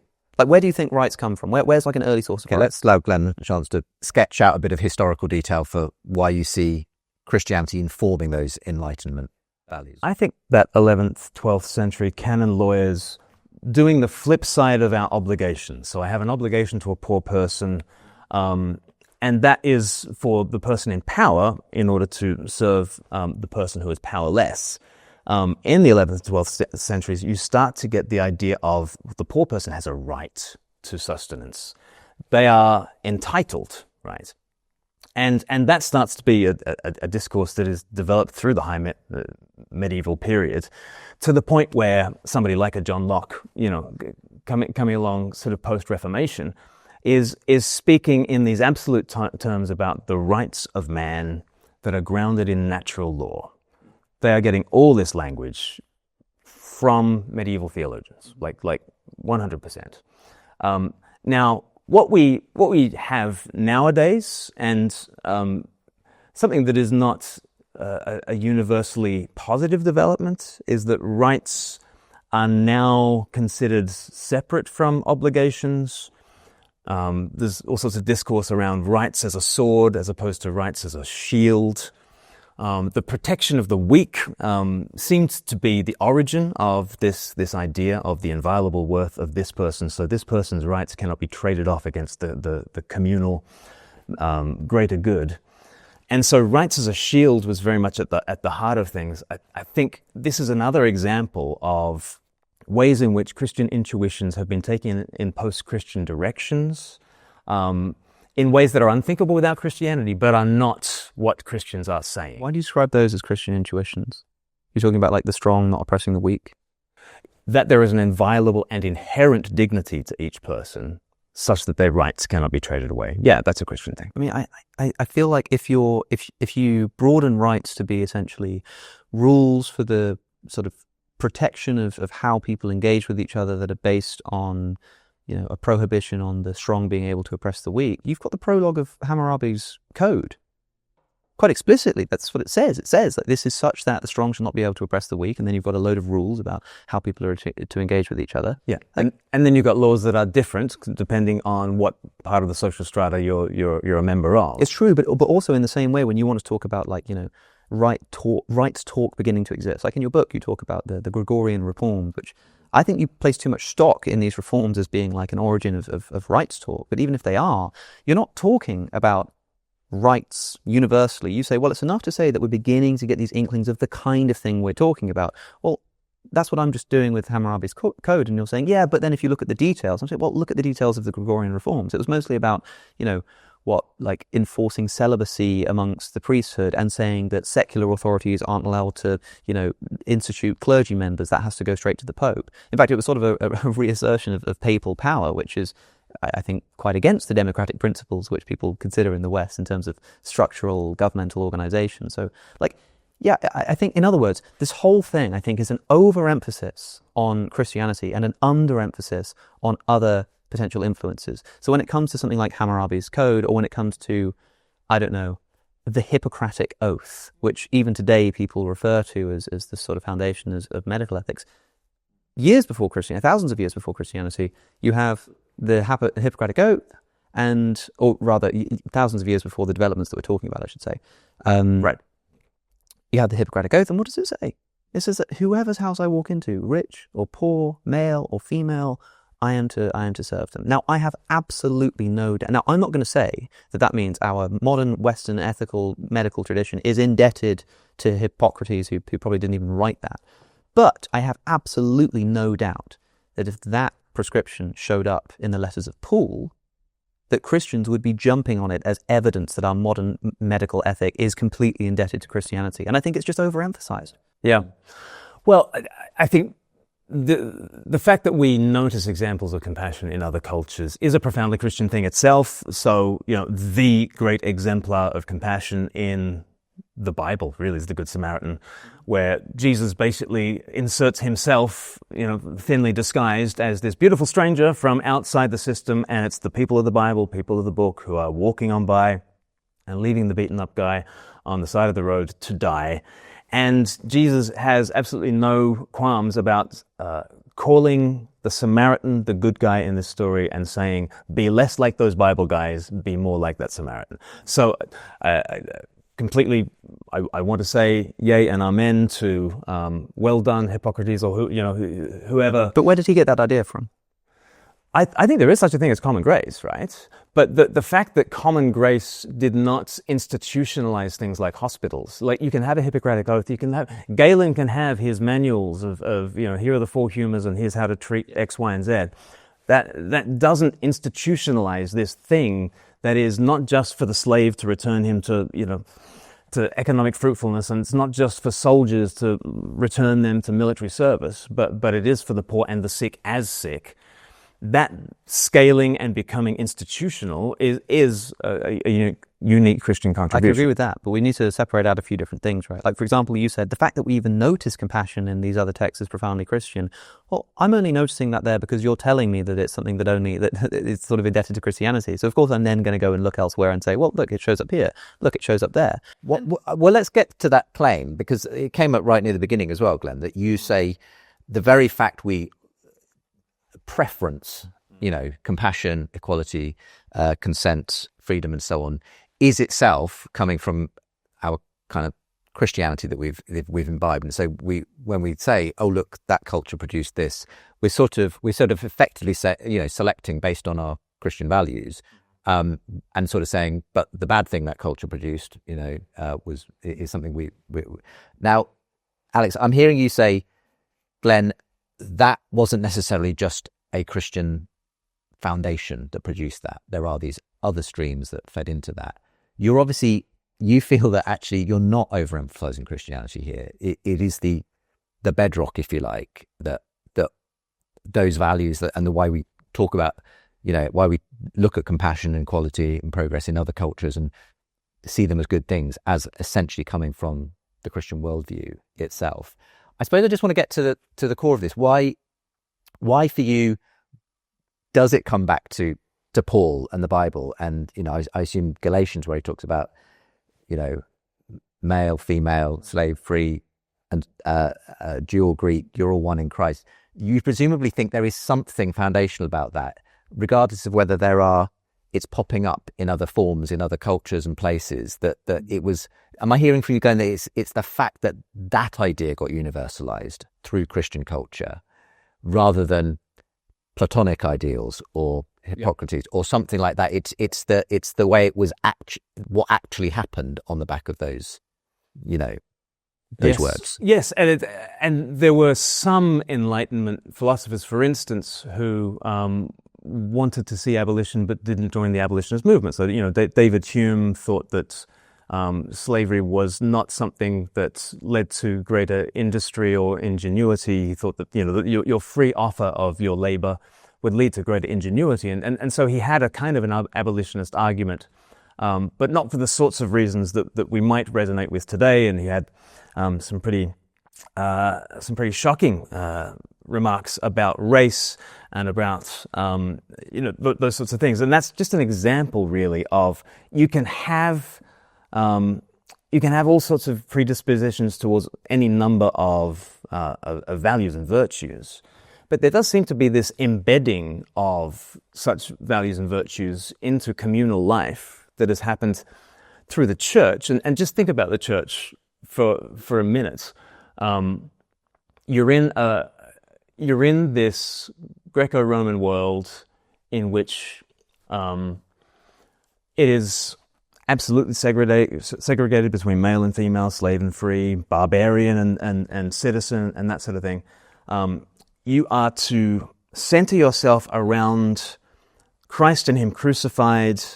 You are to eat the bread together, which is something that people from different stratas of society absolutely would not do.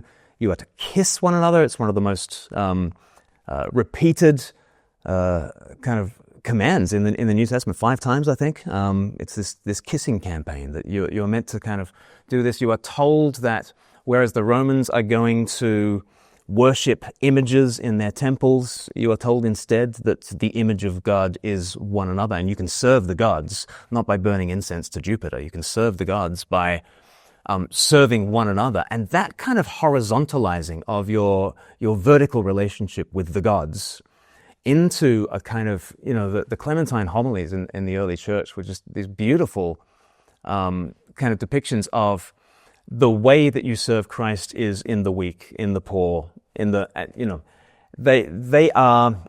I think there's a specific reason why these ideals are not just Platonic ideals in a Christian frame, because Christians believe in incarnation, and Christians believe in the body of Christ, and Christians believe in community, and Christians believe in encountering Christ not simply by burning incense to an image, but encountering Christ by taking in the stranger, right? By visiting the prisoner, by feeding the hungry, by clothing the poor.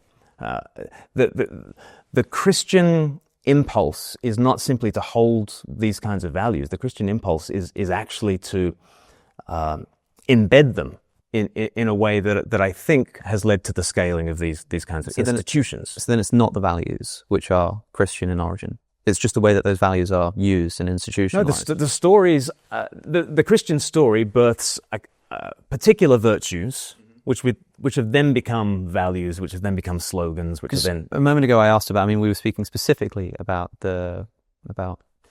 I suppose, equal treatment and strong oppressing the weak, and I gave you two examples that predate Christianity of those values being instantiated, actually in at least one case, a legal system. And when I asked you the Hammurabi Code is the strong treating the weak, or so that's an example of what is presented as a law for the protection against the strong oppressing the weak. Now, if I'm supposed to believe that the strong not oppressing the weak is a result of the cross's inversion of Roman society, but you're saying that this view is like uniquely Christian, and that Christianity, as Justin described, is the bedrock of a value. It's the bedrock even of values which predate it. Like, and you responded by saying, yeah, but this idea of this Hippocratic ideal of treating everybody equally in a medical context wasn't institutionalized into hospitals until the Christians started doing that hundreds and hundreds of years later. Sure, that might be the case, and we can talk about why that might have been, and maybe that is a uniquely Christian development. But even if it is, we've still got this problem that the value itself predates Christianity. Yeah. So where did they get that from? Oh, like I say, there's such a thing as common grace, but I thought that it came from Christianity. In the West, it has. In the West, it absolutely has. But you said it couldn't have come with. This is why. So this is what I said happens earlier, right? Yeah. Okay. Like earlier, I said that what happens is that when you point out that these values have independently like evolved, people say, yeah, but we're talking about the West. Well, yeah, up and until you say that these values that we find in the West are uniquely indebted to Christianity and couldn't have existed without it. Here's an example. In the form in which we encounter them in the West. Okay, but if the form that you're talking about is essentially institutionalized hospitals, then the thesis has suddenly shrunk from like compassion is Christian to, compassion exists and Christians worked out that we should found this thing called a hospital in order to instantiate it, which is cool, but it's a much more mild thesis and much more in line with what I'm saying, which is that Christianity has done some cool things for the world, but it's a massive overreach to say that it's responsible for the values that drove those developments. So are you denying that it is, in fact, responsible for hospitals and charities the way that we think? No, of course not. Hospitals in particular are absolutely Christian, at least in their modern conceptions. There are like, military hospitals and stuff like that exist, elsewhere and in the world. But of course, that's the case. Right. But the value that you're talking about, the compassion, the caring for the weak, the strong not oppressing the weak, it doesn't matter if they're male or female. Again, we look at Galatians and we see this, neither male nor female, neither Jew nor Greek, and we say, look how radical this was for Paul to say this, when hundreds of years earlier, the Hippocratic Oath says the same thing. It literally says male or female, rich or poor. It says the same kind of language. Yeah. And so, especially given that verse from Galatians is so brief and so relied upon, and it's in that sort of isolated element. Yeah. Where did they get this value from? Well, they got that value. So I think Christians lean too much on Galatians 3:28 as though that has spawned by itself this sort of rights revolution. I think it describes a reality that is an incredible metaphysical reality that in Christ, as is theologically, this is where all the intellectual firepower of the early church and then of medieval times was kind of concentrated on the person of Christ, on hammering out Trinity, incarnation, and from that you get, Jesus of Nazareth became man for all, and therefore all humans are saved in the man Christ Jesus. I guess men and women actually share a nature. They must share an identical human nature because Christ has come for all, and he has come as a male. And yet male and female are different, and the Bible's very clear about the differences between male and female. But here you've got this radical equality at the level of ultimate reality for a Christian, that in Christ who tramples down the great racial divide between Jew and Gentile, in Christ who dies the slave's death to rise up to liberate us all. So Galatians 3 verse 28 is, I think, a reflection on some profound theological truths. I think the profound theological truths are what people have been meditating on, and that has sort of rippled out, rather than going to the Bible as this sort of proof text, pick and mix. But the issue I have is that the progenitors of this kind of view try to paint the world that Christianity entered into as so barbaric and so unthinkable compared to our modern conditions, which is true to an extent, but such that like these particular values that we're talking about, almost as if they came out of nowhere. Like this Jesus figure shows up, and without him, there's no way that these ideas could have evolved. Like the tradition that he enters into is particularly brutal, and I think that if you're a Christian, you might think that's the reason why he showed up there, maybe, but it's an overstep to say that those values could only have come from Christianity. And maybe we spoke earlier about that might be the development that you're making on Tom Holland. Holland is saying as a historical contingency in the West, it's sort of a blossoming of a Christian tradition. You're going further and saying it could not have happened without Christianity. And I just really want to know where you think these other people got it from. Oh, this is, okay. But like, where do you think they got? I mean, you said that there's such thing as a common grace, but that when we're talking about specific values, it's either the case that there's like this common intuition that people can have anyway, in which case it's not like Christianity as a historical force that's responsible for those values, or Christianity is responsible for those values, in which case they couldn't have predated Christianity, which they did. Hello again. If you'd like to see more of these conversations from Uncommon Ground, please do consider becoming a monthly supporter. Monthly supporters get some perks too. Silver supporters get early access to new episodes plus bonus content from Think Faith. Gold supporters get all of that, plus the chance for a monthly catch-up with me and signed copies of both of my books, The Surprising Rebirth of Belief in God and Why I'm Still a Christian. Find the link to support from today's video and help me make more conversations that matter. It depends what we're talking about in terms of. I'll have to go back and watch the tape later for at what point did I say unthinkable, but maybe not unthinkable, but yeah. Well, maybe you did. I don't know. But yeah, I did use the word unthinkable. But was it about things like such as the secular is definitely a Christian-y kind of a thing that gets developed into separation of church and state, that gets developed into the freedom of religion, that is now taken to mean the freedom from religion, and we're all secular people now. That is, we're some considerable distance from the Christian origins at that point, but that kind of development is unthinkable outside of the Christian trajectory that gave us that. And therefore, of course, we're in a society, we're in the only society on the planet that's ever thought of itself in religionless terms, right? Can I ask you a question? Like, one problem I have with this is that it seems like basically anything that the West does or is said to do can in some vague way be traced back to the Bible or the Christian tradition in one way or another. Now, if that's not the case, because that would be a little bit too weak of a principle, what would be a falsifying condition? Like, if there was something that were true in the West, something that people did, something that people accepted morally, is there an example of such a thing that would make you say, okay, that's not grounded in Christianity? Yeah. In a way that you don't think I could pull a similar trick of sort of saying, but this biblical story or this church tradition or whatever. Like, can you think of an example of something society could be doing that would disallow you, that would falsify the idea that it's Christian in origin? So this is actually the difference between me and Tom, which is not the difference that you identified. The difference between me and Tom is for me to be able to say, I think there is a Christianity beyond which we have developed ideas, and we've developed ideas with Romanticism, for instance. Yeah. Again, Romanticism is unthinkable without this tradition of the person that's come, through the scriptures and through meditation on the persons of the Trinity, and there's definitely some very Christian backstory to the individual. We invented the individual, Larry Seidentop's great book, but we've also invented individualism.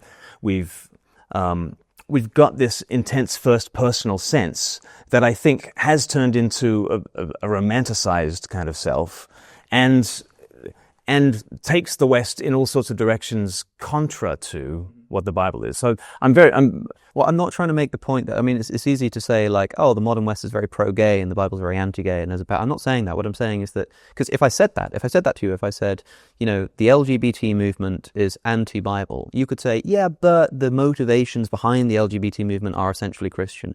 What I'm saying is, can you think of a single example of something the West could be doing that would make you say, actually, no, that's definitely not Christian? Industrial scale abortion. Okay, right. So and you don't think the West is doing that? It's totally doing that. So when you say that's not very Christian. So when you say that Western civilization, warts and all, is indebted to Christianity, this is an example of a massive part of modern Western culture, which has got nothing to do with Christianity. It's actually contra Christianity. 100%. But many people, if you ask people on the street, I think popular consensus, especially in the UK, is that abortion is fine, at least up to a certain point. It seems to be a settled issue here. Yeah. So the air that those people are breathing is profoundly unchristian. Which I say in the book. And what I say in the book is, what's fascinating at that point is that they're doing what is I consider to be a pagan practice for some profoundly Christian reasons. And it's healthcare, right? It's about bodily autonomy. But and look, rights. I asked you a It's second right ago speaking, for an right. example of something which you would say is not not an example of a flourishing of Christianity. You said industrial abortion. Yep. When I said, well, that means it's not Christian, you said, but they're actually doing a very Christian thing. No, they're not doing a Christian thing. You said that they're motivated by Christian principles. No, I don't think they're motivated by Christian principles. I just think the way you are able to forward some quite pagan ends in a modern society, and there's lots of pagan stuff that we do, you do tend to have to use some Christian language in order to do it, or Christian-ish language in order to do something profoundly un-Christian. Okay, so once again then, we've sort of landed on this thing, industrial abortion, which you say that to buttress in Western civilization, you need to use Christian language. What I'm looking for is a falsifying condition then, something which the West could be doing, which you could not make that argument for. It seems like it doesn't matter what you point to. The fact that you can point to like the gay rights movement, to feminism, even to industrial abortion, and still say that, ultimately there's some Christian influence going on here. Makes you're me very think much that you're mischaracterizing me anything, there. You mischaracterized me there quite substantially there. I think it's a totally pagan practice which we are heading full steam towards. I think euthanasia is another kind of pagan practice that is utterly in keeping with paganism, not in keeping with Christianity. But even the reasons that are given for it, some of them are starting to be reasons, such as, well, the NHS is creaking at the seams, and this might be cheaper. Some of those sorts of justifications are being given, which are pagan kinds of justifications for pagan kinds of practices. But you're looking for falsifiability when we're not talking about science. Okay, so falsifiability works brilliantly if you've got population A, population B, and a control group, and let's run the experiment, and let's look at the results, and we'll ABC test it. Okay, you cannot do that with the past. You literally, we look back at the past. There is not A, B, or C past. There is only A. And that A has been 20 centuries of some very profound Christianization. And we've come out the other end of 20 centuries of very, very strong Christianization. And the extraordinary thing is that so many people are able to think of Tom Holland's thesis as wild, or, it's an incredibly modest thesis, which I think is quite obvious. And it's quite obvious to everyone else around the world. When everyone else comes to the UK, they're just like, well, I've come to a Christian country, haven't I? You think that? Right. You think people come to the UK and think, wow, how profoundly Christian this place is? Yeah. You think you walk around Have you talked to immigrants? They come. I've come to this country. It seems to be a Christian country. Now, devout Muslims might look into the West and think, this is what Christianity is. It has become so decadent. It is so self-obsessed, etc., etc., etc. But their idea, because they don't have a separation of church and state, because they don't have the secular. I mean, this is impossible to prove. I mean, I don't know. I suppose it depends on who you ask. But anybody listening, if they visited the UK, like walked around London and thought, wow, how profoundly Christian everything is here. I'd like to speak from another religious point of view. From another religious point of view, a Chinese person comes to the UK. They are thinking that it's Christian, right? A Muslim person comes to the UK. They say, Ayaan Hirsi Ali, who we've both spoken to, when she went to the Netherlands, she just thought it was a Christian country, right? You know, it's like, I guess we should avoid this. This is essentially like it's almost anecdotal, but the people who give the anecdotes aren't even here. So this is kind of an impossible thread to follow. But my point is that the falsifiability thing is illegitimate because counterfactuals in history are just notoriously... The reason I'm asking is because, for example, if I were to say, and this is an oversimplification, but if I were to say something like, I think that Western civilization is profoundly vegan, you would say, I don't think that's true because, the West might... Because let's look at the history. Because the West just like, serves hot dogs like all over the place. And it'd be like, okay, actually, fair enough. That shows that maybe society isn't vegan. Now, if we lived in a vegan world where everyone was vegan, and I could say, the West is profoundly vegan, you might ask me, yeah, but, you could say that about anything. What would be an example of a reality where you wouldn't be able to say that? And I would say, well, if people were serving, hot dogs everywhere, I don't think it would be vegan. And that would be that. What I'm saying is, if you want to say that the West we find ourselves in is profoundly Christian, I'm saying, what could be true about the West that would make it unchristian? I think we're missing each other. All right. Maybe. Go ahead. But you get the question I'm asking now? Like, what could be See if true you can connect about the West that would make it unchristian? Yeah. I think we've all, and this is what I was trying to communicate back at the beginning. Whereas you said about blossoming, everything that happens within the West is just a further blossoming of what Christianity is. What I'm trying to say is, no, I think there are things that are Christian and things that are not, and I think there's ways of crossing over that line in some quite decisive ways. We've spoken about. And interestingly, abortion and euthanasia are about the dignity of the human person and Imago Dei issues, if you ask me. So, and I think there are many more like that. So I'm not saying that everything in the West is Christian, but I am saying that the history that has got us here has been profoundly Christianized, and I don't think people properly acknowledge that. It's the air we breathe, right? And what I'm asking is in a country where abortion is essentially a settled issue, that Christians protest against, but like politically, it would be insane to imagine like a sort of a thoroughgoing pro-life movement getting going in Parliament. I mean, maybe one day, but at least for now, is the air that they're breathing Christian? The moral intuitions that they are using to argue for a profoundly pagan practice are to do with gender equality, the rights of... So is there anything that you could not say that about? Yeah, if it's just, I don't care, right? Shout your abortion. That's not Christian. Like, I think you're mistaking me for... And obviously you feel that this falsification thing that Alex wants to press on here isn't necessarily the way to look at history. I mean, to some extent, I understand Glenn saying here that actually, in a sense, yes, everything has some root in Christianity because the West is so thoroughly influenced by it, but not everything is therefore Christian that comes out of that, because obviously it goes off in different directions. But even the things that are not Christian have tended to be justified still by reference to Christian ideals. I want to just have a quick gear change here, and it's been absolutely brilliant, and I've been enjoying every moment of it. But so far, the conversation has been very much you brilliantly testing Glenn's thesis here, Alex, and I want to maybe sort of shift things a little bit more to kind of, okay, where does Alex get his? Where is your view on all of this in terms of the idea of a fundamental moral reality of ideas around compassion, progress, freedom, equality, and all of those things?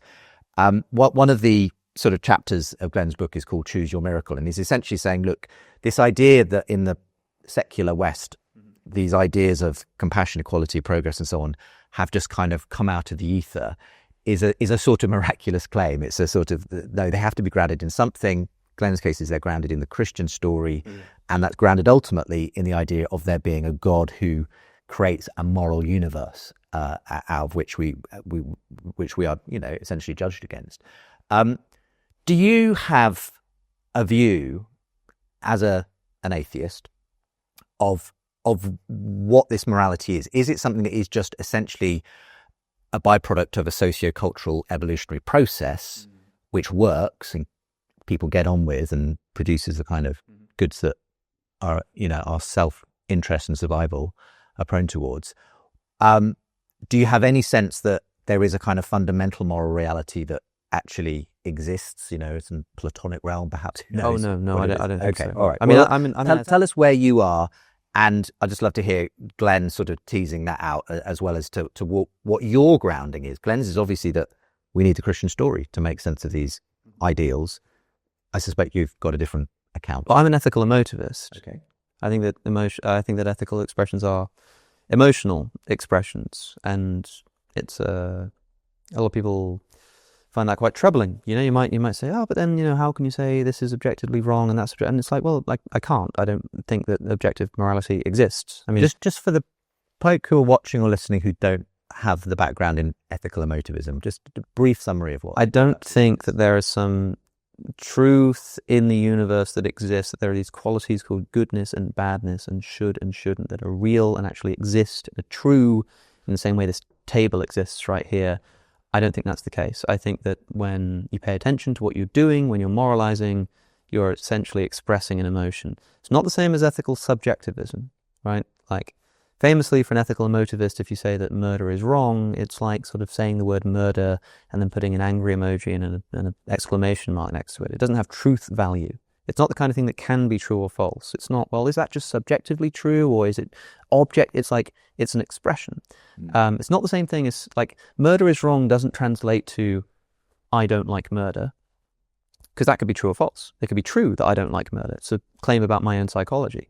For an emotivist, murder is wrong is just an expression of that distaste. Now, the thing is, for a lot of people, that's very uncomfortable, and we can talk about that if you like. I think it's tangential to the issue of like whether Western values are Christian, because I don't think Western values historically have been emotivist, right? I wouldn't claim that they've been emotivist. I wouldn't claim that like emotivism is going to console you. It's not going to make you feel any better. And if you say to me, but doesn't that sort of leave you in this hole or that hole? I might just say, yeah, it totally does. But I do think that's slightly tangential to the point. I mean, we can talk about it if you like, but look, I want to emphasize that the reason I'm here is not to provide a better grounding for Western values, like is in their truth.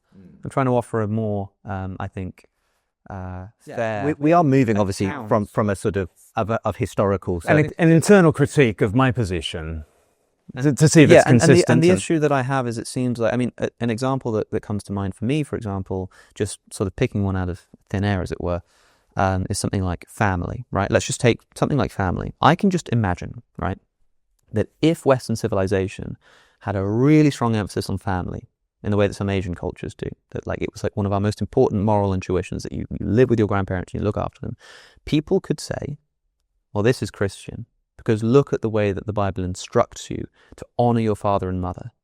It's like the only people you honor above your father and mother are God. Like it's so crucial that this is, the most important thing, right? And yet we live in a highly individualistic culture where people don't. They value their family, but not in that kind of way, and we value our own sort of sense of self. But you can imagine an even more individualistic culture that didn't do that at all, and people would still say, oh, but this is foundationally Christian, because look at the way that Jesus said that you should be willing to hate your mother and hate your father and put firm in. Like, it's just so, it doesn't matter which way you go, strong family, anti-family. If we had lived in a world where the abolitionist movement didn't get going and everyone was still okay with slavery, where would people still be pointing to justify it? They'd be pointing to the Bible. So it doesn't matter if we have it or we don't. Is it better that abolition has happened?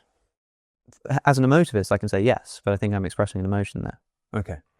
And as an emotivist, what would you have said in 1800 if you were in the House of Commons and you were called upon, William Wilberforce is sick, Alex O'Connor needs to address the abolitionist cause? What would you say from your... I'm not sure what I would have said. So I'm not sure if I would have been an emotivist in the 1800s, because I don't think the position had been invented yet. So I might have believed in some kind of objective moral principle that I might have appealed to. I might well have been a Christian and appealed to those principles too, but I might not have been. I might have been like Lincoln, a man who privately was reported to sort of have no belief in Jesus as personal Lord and Saviour, but just had a conviction that something about this was wrong.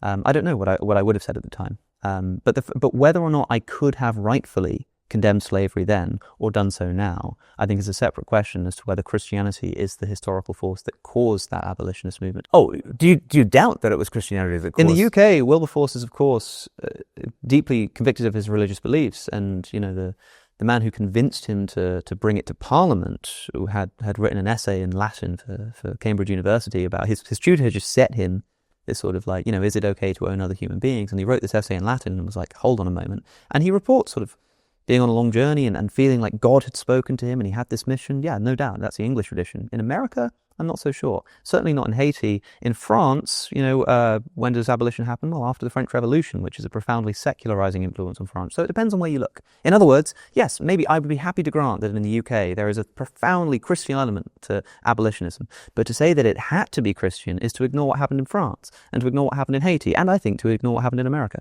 So, in France it was reversed by Napoleon. That's right.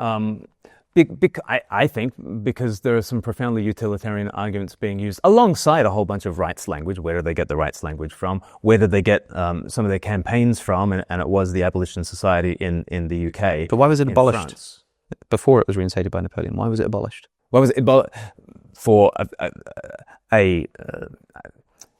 because of both Christian-ish reasons in terms of rights and because of some utilitarian arguments such as David Hume's kind of arguments that you don't get ingenuity and you don't get industry. But this is it, isn't it? Within not that long a period of time, we go from the French abolishing it and then reinstating it. And when they abolished it, that was probably due to Christian influence. But when they reinstated it, no, that was nothing to do with Christianity. I'm just telling you a history of what has happened, and it was reversed. And by the way, France actually abolished slavery in 1400, right? And I mean, slavery, the long slow burn of abolitionism happened in medieval Europe, 700 years earlier, right? So I would say that Christianity abolished slavery twice. One was a long slow burn of a kind of a sacramental approach, and the second was very much a preacher-led abolitionism, but that But if you want to own the Christian element of the abolitionist movement, you have to also own the Christian element of the anti-abolitionist movement, which is just as strong. Sure. In America, the issue was settled with physical violence. Yeah. And if the other side had won, you'd have a just as Christian nation appealing to exactly the same God and the same Bible and the same Christian tradition to say that they were right. Actually, not the same Bible. They actually did what Marcion proposed. And they did what I hear you wanting to do. You're talking about the slave Bible. The slave Bible.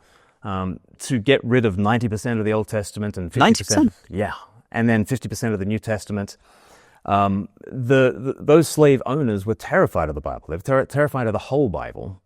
And I would say that the Bible was in the hands of abolitionist preachers, and Frederick Douglass said that the image of God on page 1 of the Bible was a hammer in the hands of the abolitionists. And I think it was a profoundly spiritual, religious, Christian, evangelical and Quaker-led movement. In the United Kingdom, I think so, yes. But which then, through international law, gets rolled out. Well, maybe, but I don't think it's as simple as that. I mean, the slave Bible, I think, was designed for British colonies. And of course, the slave Bible is not so much... I think people think about this wrong. I think when people look at the slave Bible, they think of it as an edited Bible. But like you say, 90% of the Old Testament is gone. This is not an edited Bible.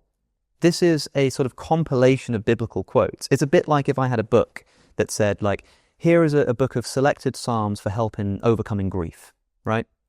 And you gave that to me. I wouldn't say you've taken a Bible and you've edited it and you've censored it. No, it's a collection. Now, what did they take out? Things like the Exodus story. Why? Because people might read the Exodus story and be filled with these delusions of grandeur about... Which is what the black church was, and that was the Negro spirituals that they sang. But the question is, who is actually misreading the story of the Exodus? Is it the abolitionists? And it's not the black church, is it? The black church got it right. I don't think that they did. Okay. I don't think that they did. Because what happened in the Exodus? The Jews were enslaved in Egypt. God makes a promise to Abraham. He fulfills that promise, which starts with the emancipation of the Jews from Egypt. And what is the first thing that the Jews immediately start doing? They start taking slaves of their own from the nations around them. The reason why the Jews were freed from slavery in Egypt is not because God is anti-slavery. It's because the Jews were his chosen people, to the extent that as soon as they were emancipated from the Egyptians, God gave them permission to take slaves from the nations around them. If God was anti-slavery, he would have put an end to it full stop there and then. But he wasn't. And so, what does this mean? It means that the actual, a thorough reading of the Bible, of the Old Testament, will tell you that this Exodus story with these stories of, let my people go, was a profoundly Israelite-specific motivation that as soon as they left Egypt, they started taking slaves of their own. Now, I have no doubt that if I were a slave owner who was trying to convince my slaves not to want to sort of rise up against me, that if I gave them the Exodus, they might read that and go, hey, we can do what the Israelites did. And that might still be enough reason for me to take it out of the Bible and not let them read it. But to say that that's the message of the Old Testament, I think is profoundly mistaken. Well, I think you're calling, those enslaved people and their discovery of faith in Scripture, you're saying that they've got that wrong. And I don't think it's Stockholm Syndrome. I think this is a profound sense of feeling understood as an oppressed people in a furnace of affliction. And the Negro spirituals were very profoundly Old Testament focused, actually. I don't like to hear shade thrown at the Old Testament. I think the doctrine of the Imago Dei, the idea in Genesis 1 and 2 that humanity are made to have dominion rather than to be slaves. Lauda Equiano kind of makes that huge point that if God did not make man slave, how dare man make man slave, right? You've got the idea of the Exodus, the idea of people in suffering. Harriet Tubman was the great Moses, in the black church in America, the Underground Railway, bringing people up. It was a profoundly spiritual movement, biblical movement, Old Testament movement. And this is the way that Christians have been reading the Bible, right? Absolutely, there are others like slave owners who will preach other verses. They'll preach the kind of verses that From the same book. you've raised up from the same book. But that's because it's a story, right? Such as what? Right? Such as what? Like, what would they quote? I mean, I've granted that an emancipated slave could quote that part of Exodus, the liberation from Egypt. What part of Exodus could a slave owner quote? Exodus 21, which says it starts out by saying if the slave owner kills the slave, then it's the death penalty for him. If he doesn't, then he is not to be avenged. Why? In that way. Why? What does it say? Because the slave is his property. The slave is his silver or whatever. Silver, which means property. Right. Because if you are in a case, I mean, it's all case law, isn't it, in Exodus? So, no, let me say. If you are to adjudge a case where you are not certain why this slave died, if you were to adjudge that case, the judge in that circumstance is to think, well, is he really going to destroy his property in that sense? That would be foolish for him to do. It was about the justice. It was about the application of that justice to that particular instance. And then the next thing it says, if he so much as knocks out a tooth of that slave, the slave goes free, right? Okay. Now we all read this with a profound sense of discomfort. But I think what's going on is like when Jesus says in Matthew chapter 19 about divorce. God hates divorce. He says that very clearly in the Old Testament. My divorced friends feel very understood by that verse because they hate it and yet have experienced it as a cruel necessity. God hates divorce, and yet there are all sorts of divorce laws, right, in the Old Testament as well. What divorce laws right? are there? There's one instance. It's like Deuteronomy 5 or something, or 20 verses 1 to 5. That's it, and it just says that if a man finds something dishonorable in his wife and issues her divorce papers, and that she goes and marries someone else, and then he divorces her, that he can't marry her again. That's it. Yeah, but this is and it's about second wives and that kind of That's what it is. So God is regulating things that He hates, right? God is regulating things that are profoundly not non-ideal, right? And so the Matthew 19 thing is there was a pattern in creation in Genesis 1 and 2. We have fallen down into a very unfortunate situation, very non-ideal, hardness of heart. God regulates that totally non-ideal situation, which Christ has then come to redeem into the future. Is already a renegotiation of the divorce stuff. I mean, in Mark, it's you can't divorce someone for any reason. In Matthew, it becomes you can't divorce them for any reason except for adultery. There's a constant renegotiation going on in the Bible. Surely you would agree that the reading of the Exodus story. Sorry, Justin. I know you're also. We're kind of running out of time. I don't know if that's a limit of the show or a limit of us, but I'd be happy to go on for as long as you we like. can go on a bit longer. This is really important, right? Because the Exodus story is constantly referred to as a sort of anti-slavery essence. Well, it's constantly referred to within the Hebrew Bible. For the Israelites. Quite clearly, this is the Israelite freedom from Egypt because of the covenant that God made with them. It says that God remembered the covenant he made with Abraham, and so this happened. And so the Exodus occurs because of the covenant he made with Israel. As soon as Israel have escaped the Egyptians, they start taking slaves. And it's not just like, oh, if you poke out a slave, because firstly, where did they get these slaves from? Secondly, it's not just these kind of regulations, it's instructions on how to go and get them. Because bear in mind, the laws that you're talking about there in Exodus 21 are about Israelite Hebrew bondservants, right? There's quite clearly a distinction between Hebrew bondservants and slaves taken from the nations around you. Leviticus is quite clear. Your male and female slaves may come from the nations around you. From them you may buy and sell slaves. You may also purchase some of the temporary residents living among you and members of their clan, and they will become your property for life. You can bequeath them to your children as inheritable property, but you must not rule over your fellow Israelites ruthlessly. The Jew-Gentile distinction. Exactly. So what I'm saying is that I'm reading this text, right, and I'm seeing God not just regulating something that he hates, but proactively giving permission to go and do something. It's not just, I know you've got slaves that are a hangover from some condition that you're in, and what I'm going to say is regulated in this way or that way. It's like, you may go and get slaves from the foreign lands. Don't do it to your fellow Israelites, but you may go and get them from the nations around you. And quite clearly, when you read this as a totality, you've got Israel is God's chosen people, so they shall not be slaves because they're God's chosen people. But once they're freed from slavery, they get to take slaves in themselves. And so when you ask who's misreading this story, if somebody is reading that story of the Exodus from Egypt and saying that's about universal abolition and just neglecting to mention the fact... But no one says it's then about I think that they are the ones who are misreading. They're saying yes. there's a fulfillment in Christ in that he comes as Jubilee. The other thing that's said in Leviticus 25 is just this extraordinary year of Jubilee in which debts get cancelled and you return to your land, and the amazing social justice that would happen if we had a year of Jubilee in the year 2025. It would be an extraordinarily disruptive event. There's a Jubilee Center that's been going for about 40 years now. We're a think tank, people trying to think about what does debt relief mean in the light of even a chapter from which those other verses are mentioned, because the Old Testament is really prioritizing very much the sojourner, the outsider, the alien, the widow, and what's the three? The poor, the widow, and the sojourner is this sort of this triad of those in need. And there's all sorts of Old Testament development. There's all sorts of stuff that we take great issue with and find very, very difficult. But the whole sweep is that Jesus is the Son of God with a capital S, summing up the Old Testament, dying under a curse, rising up again to have a spiritual exodus for the nations. So that, yes, there had to be a nation, and that nation had to be treated differently if there's going to be an incarnation. If Christ is to become man, he has to become a certain kind of man. He has to become a certain kind of man from a certain kind of place. And that certain kind of place, if he's going to come in the time and place where he comes, is going to have to be embroiled in the kinds of brutalities that we've been mentioning.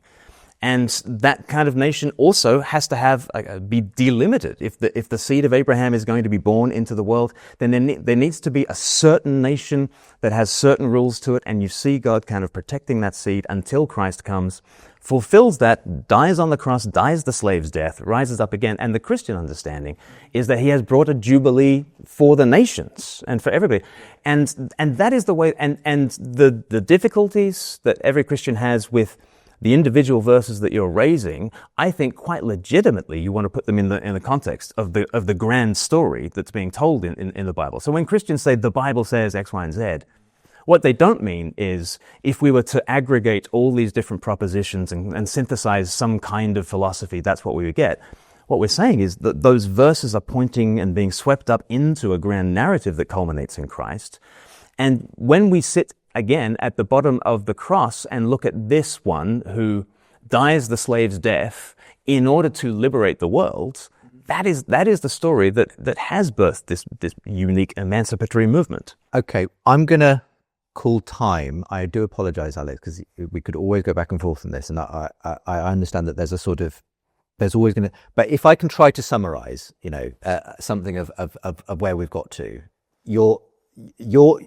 I think we're at this point where you're saying the Bible has been used by lots of different people in lots of different ways. And yes, some people looked at verses that seem to establish emancipation and abolition. Others used the verses to justify their slave keeping and so on. In the bigger scheme, I think as you've argued throughout this conversation, Alex, you're saying there's lots of different tributaries that go into where we find ourselves today. And in the UK, yes, certainly evangelical, abolitionists were inspired by the verses that they chose to read in Scripture. Glen's saying, no, there really is a trajectory, if you like, notwithstanding those troubling verses, that you've already. But I suspect Glen's also saying the reason you find those verses troubling, Alex, is again because of this Christian worldview that is essentially. And what's interesting is, I think this does take us back to the emotivism piece, and I just want to just spend a little bit more time exploring that, because I guess I want you first of all to say, what's your problem with Alex just saying, well, I am just my views on what's moral and not are a product of the way I feel about things. Is that do you think that a grounding in the Christian story is a better grounding for some reason than Alex's grounding on why he prefers freedom to slavery and so on? I'm not sure that Alex operates purely as an emotivist, and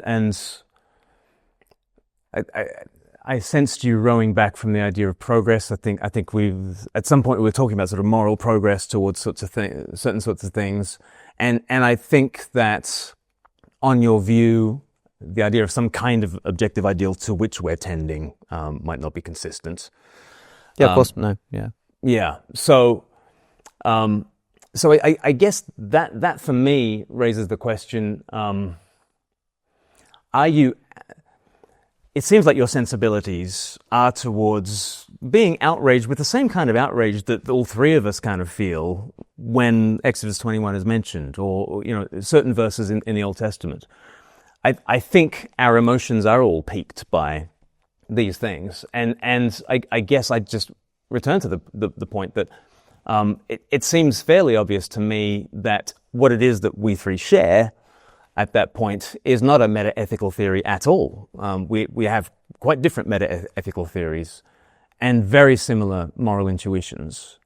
And I think those moral intuitions have a historical history behind them, and that's why we're having the debate that we're having. And so that's kind of, I guess, is that what you mean by... I guess that's where I was coming from, is your emotivism is the types of emotions you have around these moral issues are themselves a consequence, Glenn would argue, of the Christian culture in which you've been raised. And you might be having a very different set of emotions had you been born in another time, place, or culture. Well, I've no doubt. Yeah.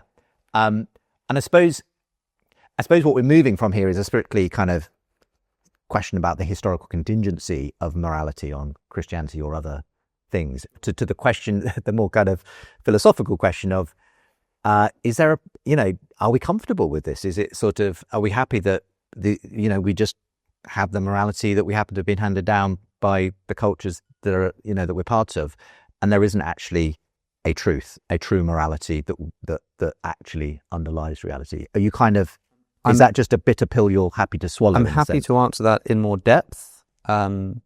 Depending on the limitations of time, I would like an opportunity to respond to what Glenn said before, which will determine how long I will spend on this emotive question. Okay, so you want to respond to what Glenn had to say about the big picture of Scripture.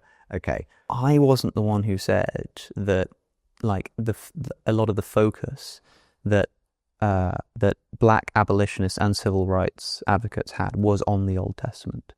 And when I said that there is this misreading of the Old Testament, that this Exodus story can be universalized and is in fact only about the Israelites, and that there are other verses which will work in the opposite direction, which much more accurately depict the idea to take slaves if you're not part of the chosen nation.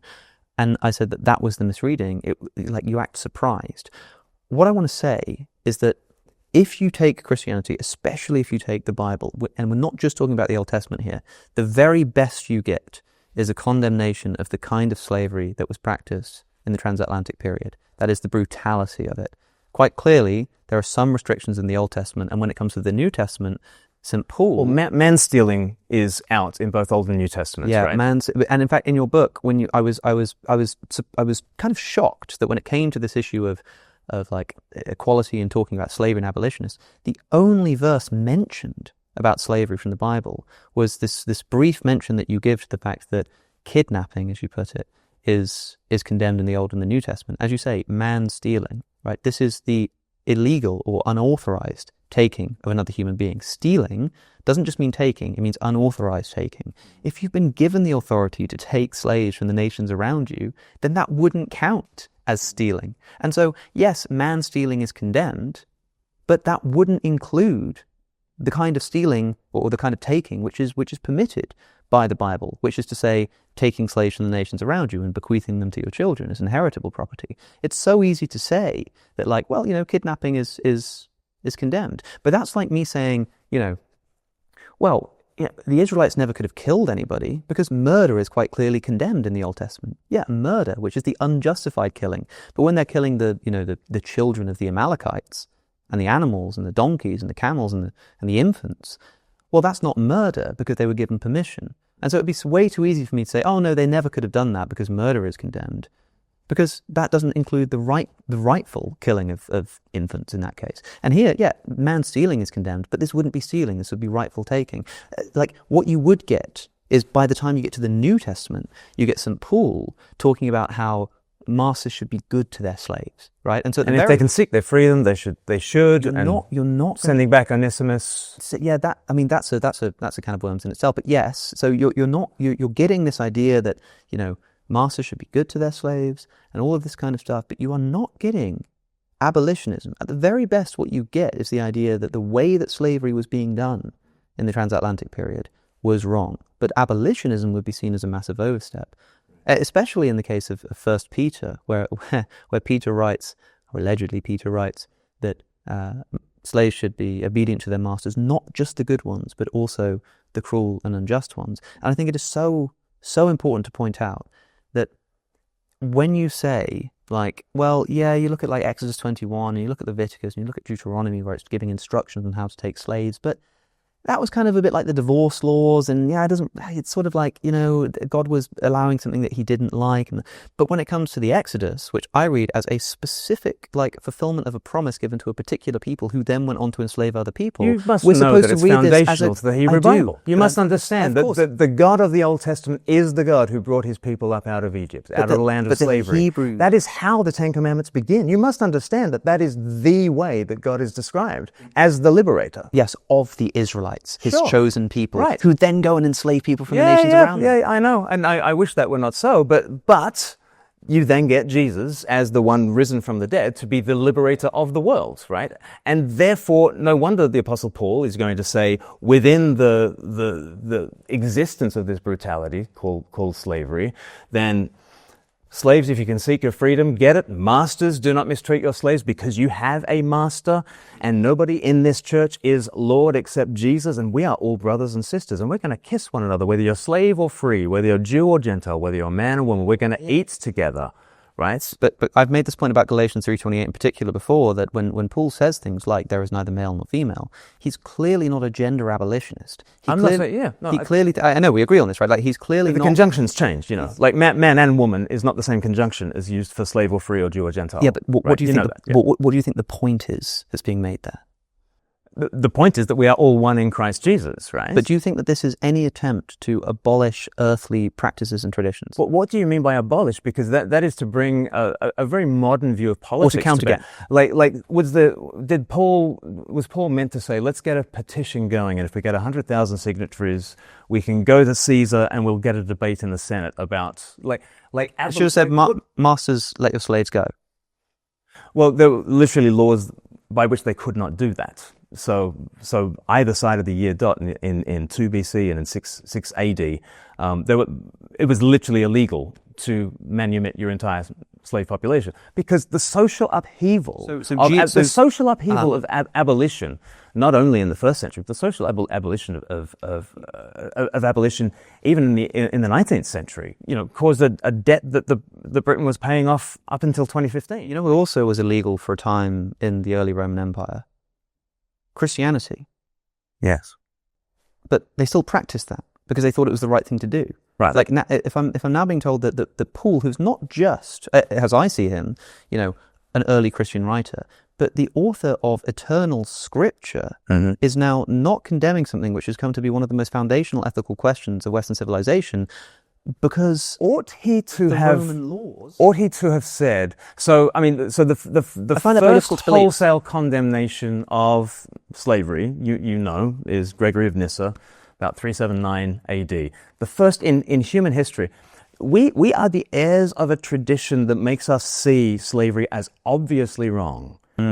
That is unique, right? That is unique in history. Okay. We find it impossible to think ourselves back into the sandals of a first century person or a fourth century person, right? There is an unthinkable character to abolitionism.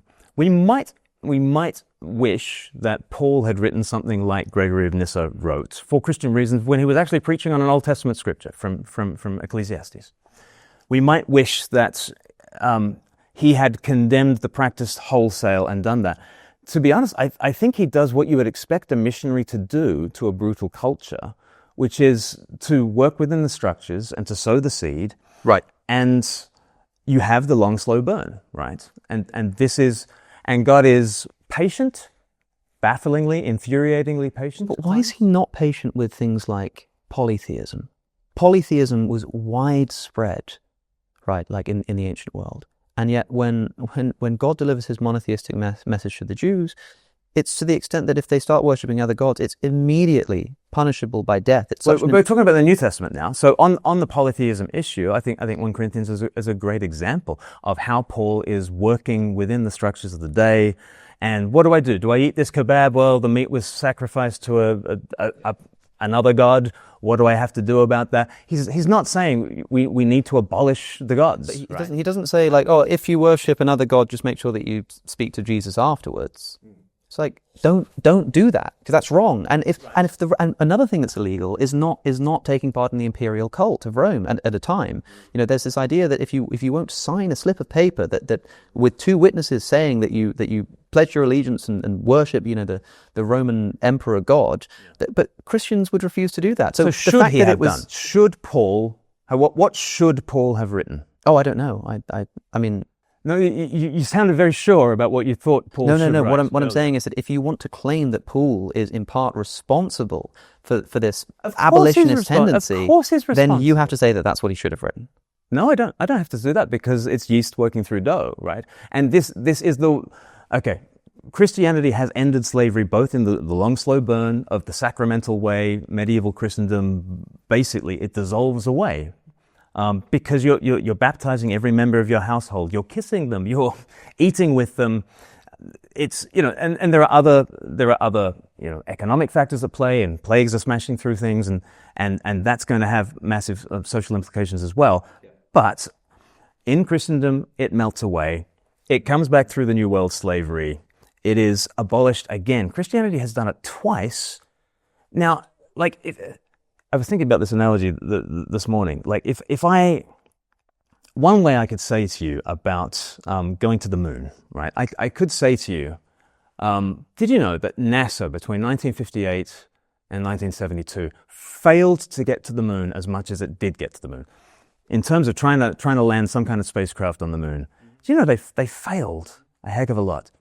The Christians have been on the wrong side of this question quite a lot, but the overarching message that you should receive is that no one has walked on the moon except a NASA astronaut. Only Americans have walked on the moon. It is these Christian ideals that have proved themselves to be remarkably abolitionist in ways that others haven't. And we're having an argument about the Bible not being sufficiently abolitionist.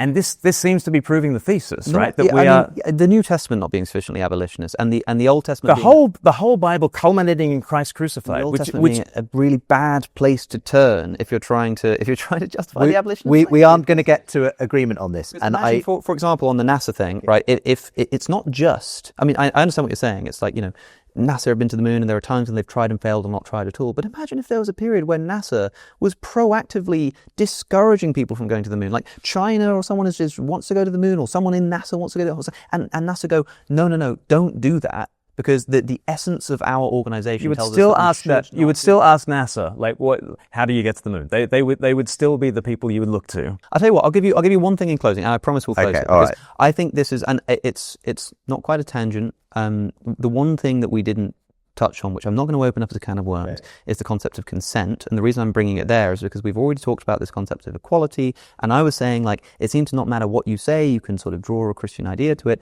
I think the most egregious example of where I think you're going wrong, Glenn, respectfully, because that's what we're here to discuss, is where you think I'm going wrong, where I think you're going wrong, is summarized in your discussion of consent, wherein you quote 1 Corinthians, where Paul is giving quite a revolutionary claim in 1 Corinthians chapter 7, where he says that, firstly, he says a fairly standard thing for the Greco-Roman world, which is that women's bodies do not belong to them, but they belong to their husbands.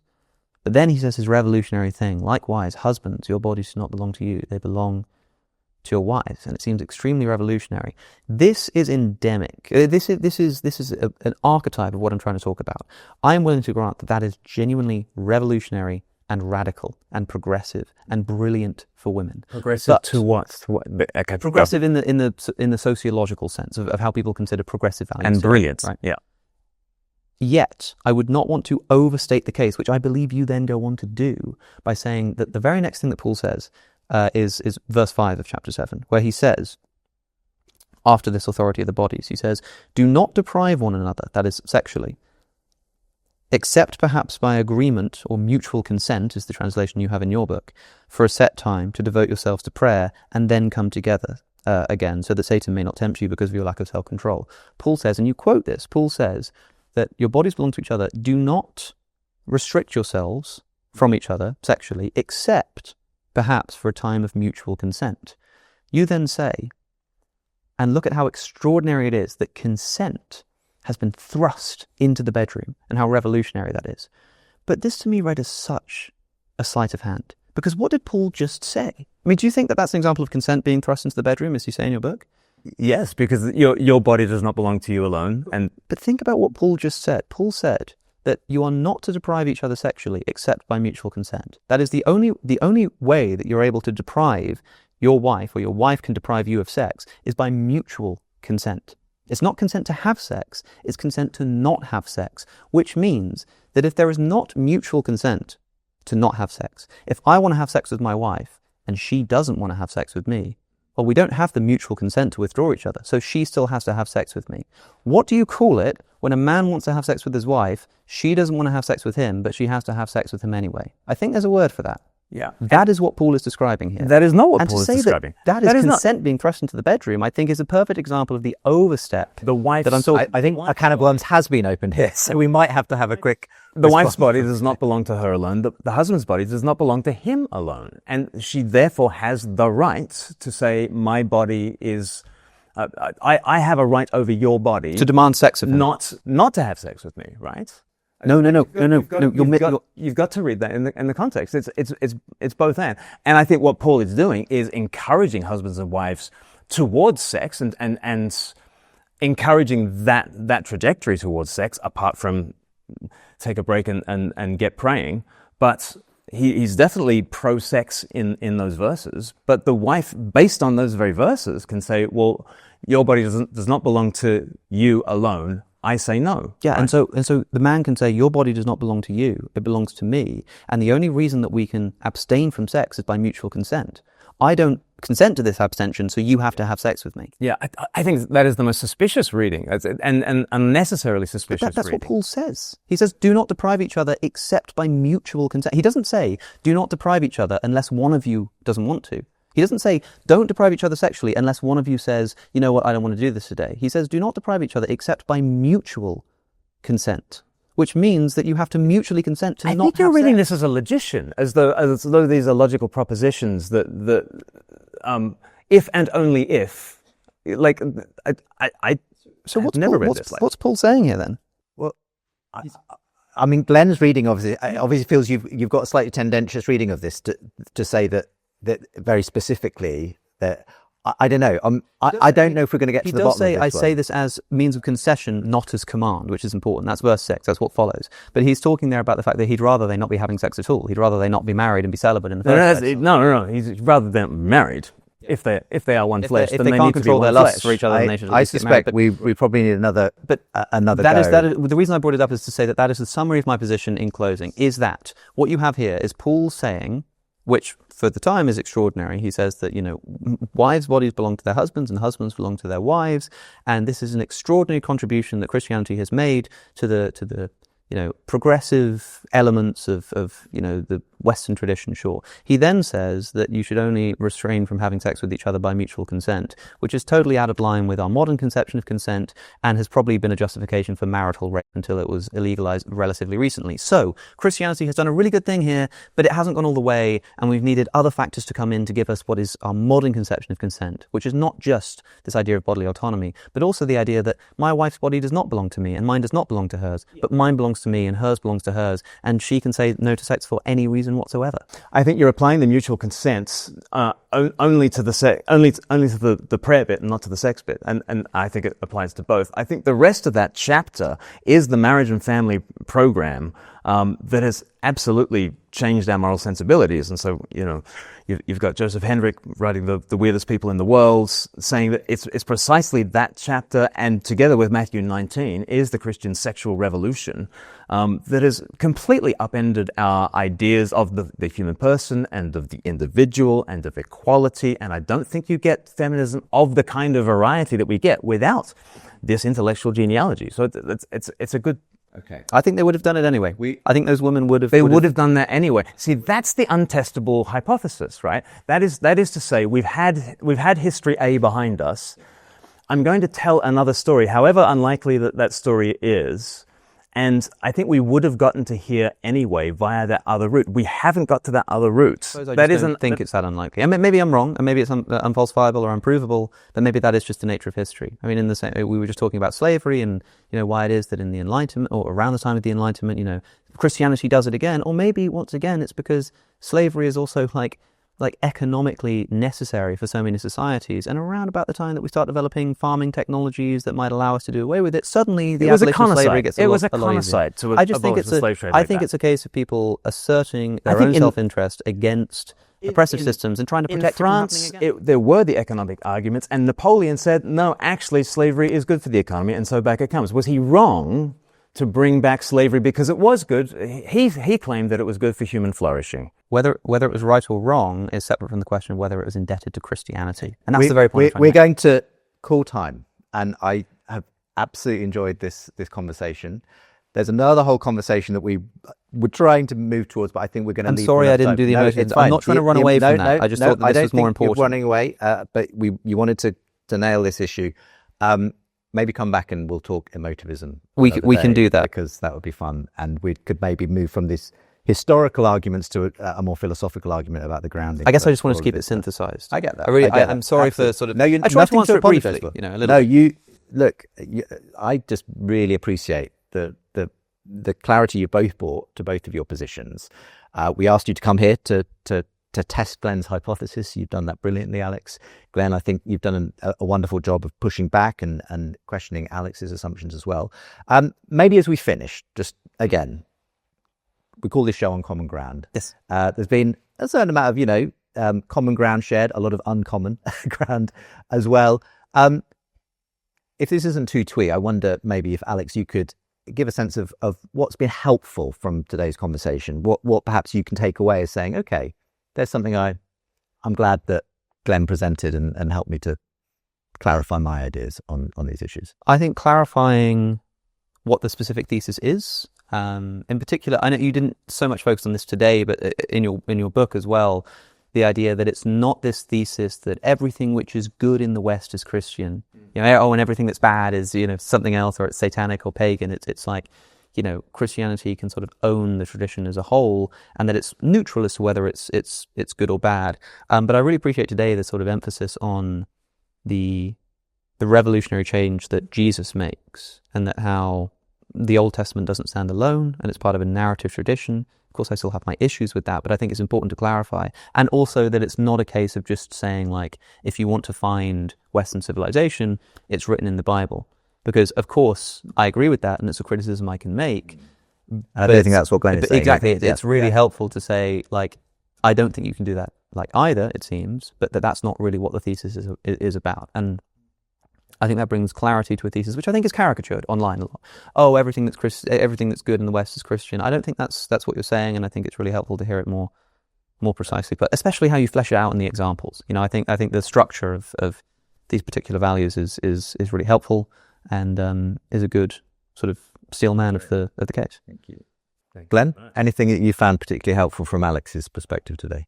Yes, I was, as I said at the beginning, sort of expecting to be taken to the Bible, and I really appreciated that. I really appreciate, I think the Bible is magnificent. I think a true and careful study of it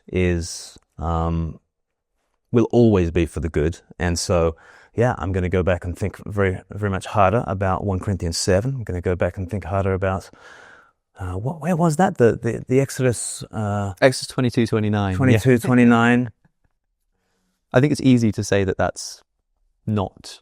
I think it probably was, but it's easy enough to say that it's not. But it's interesting.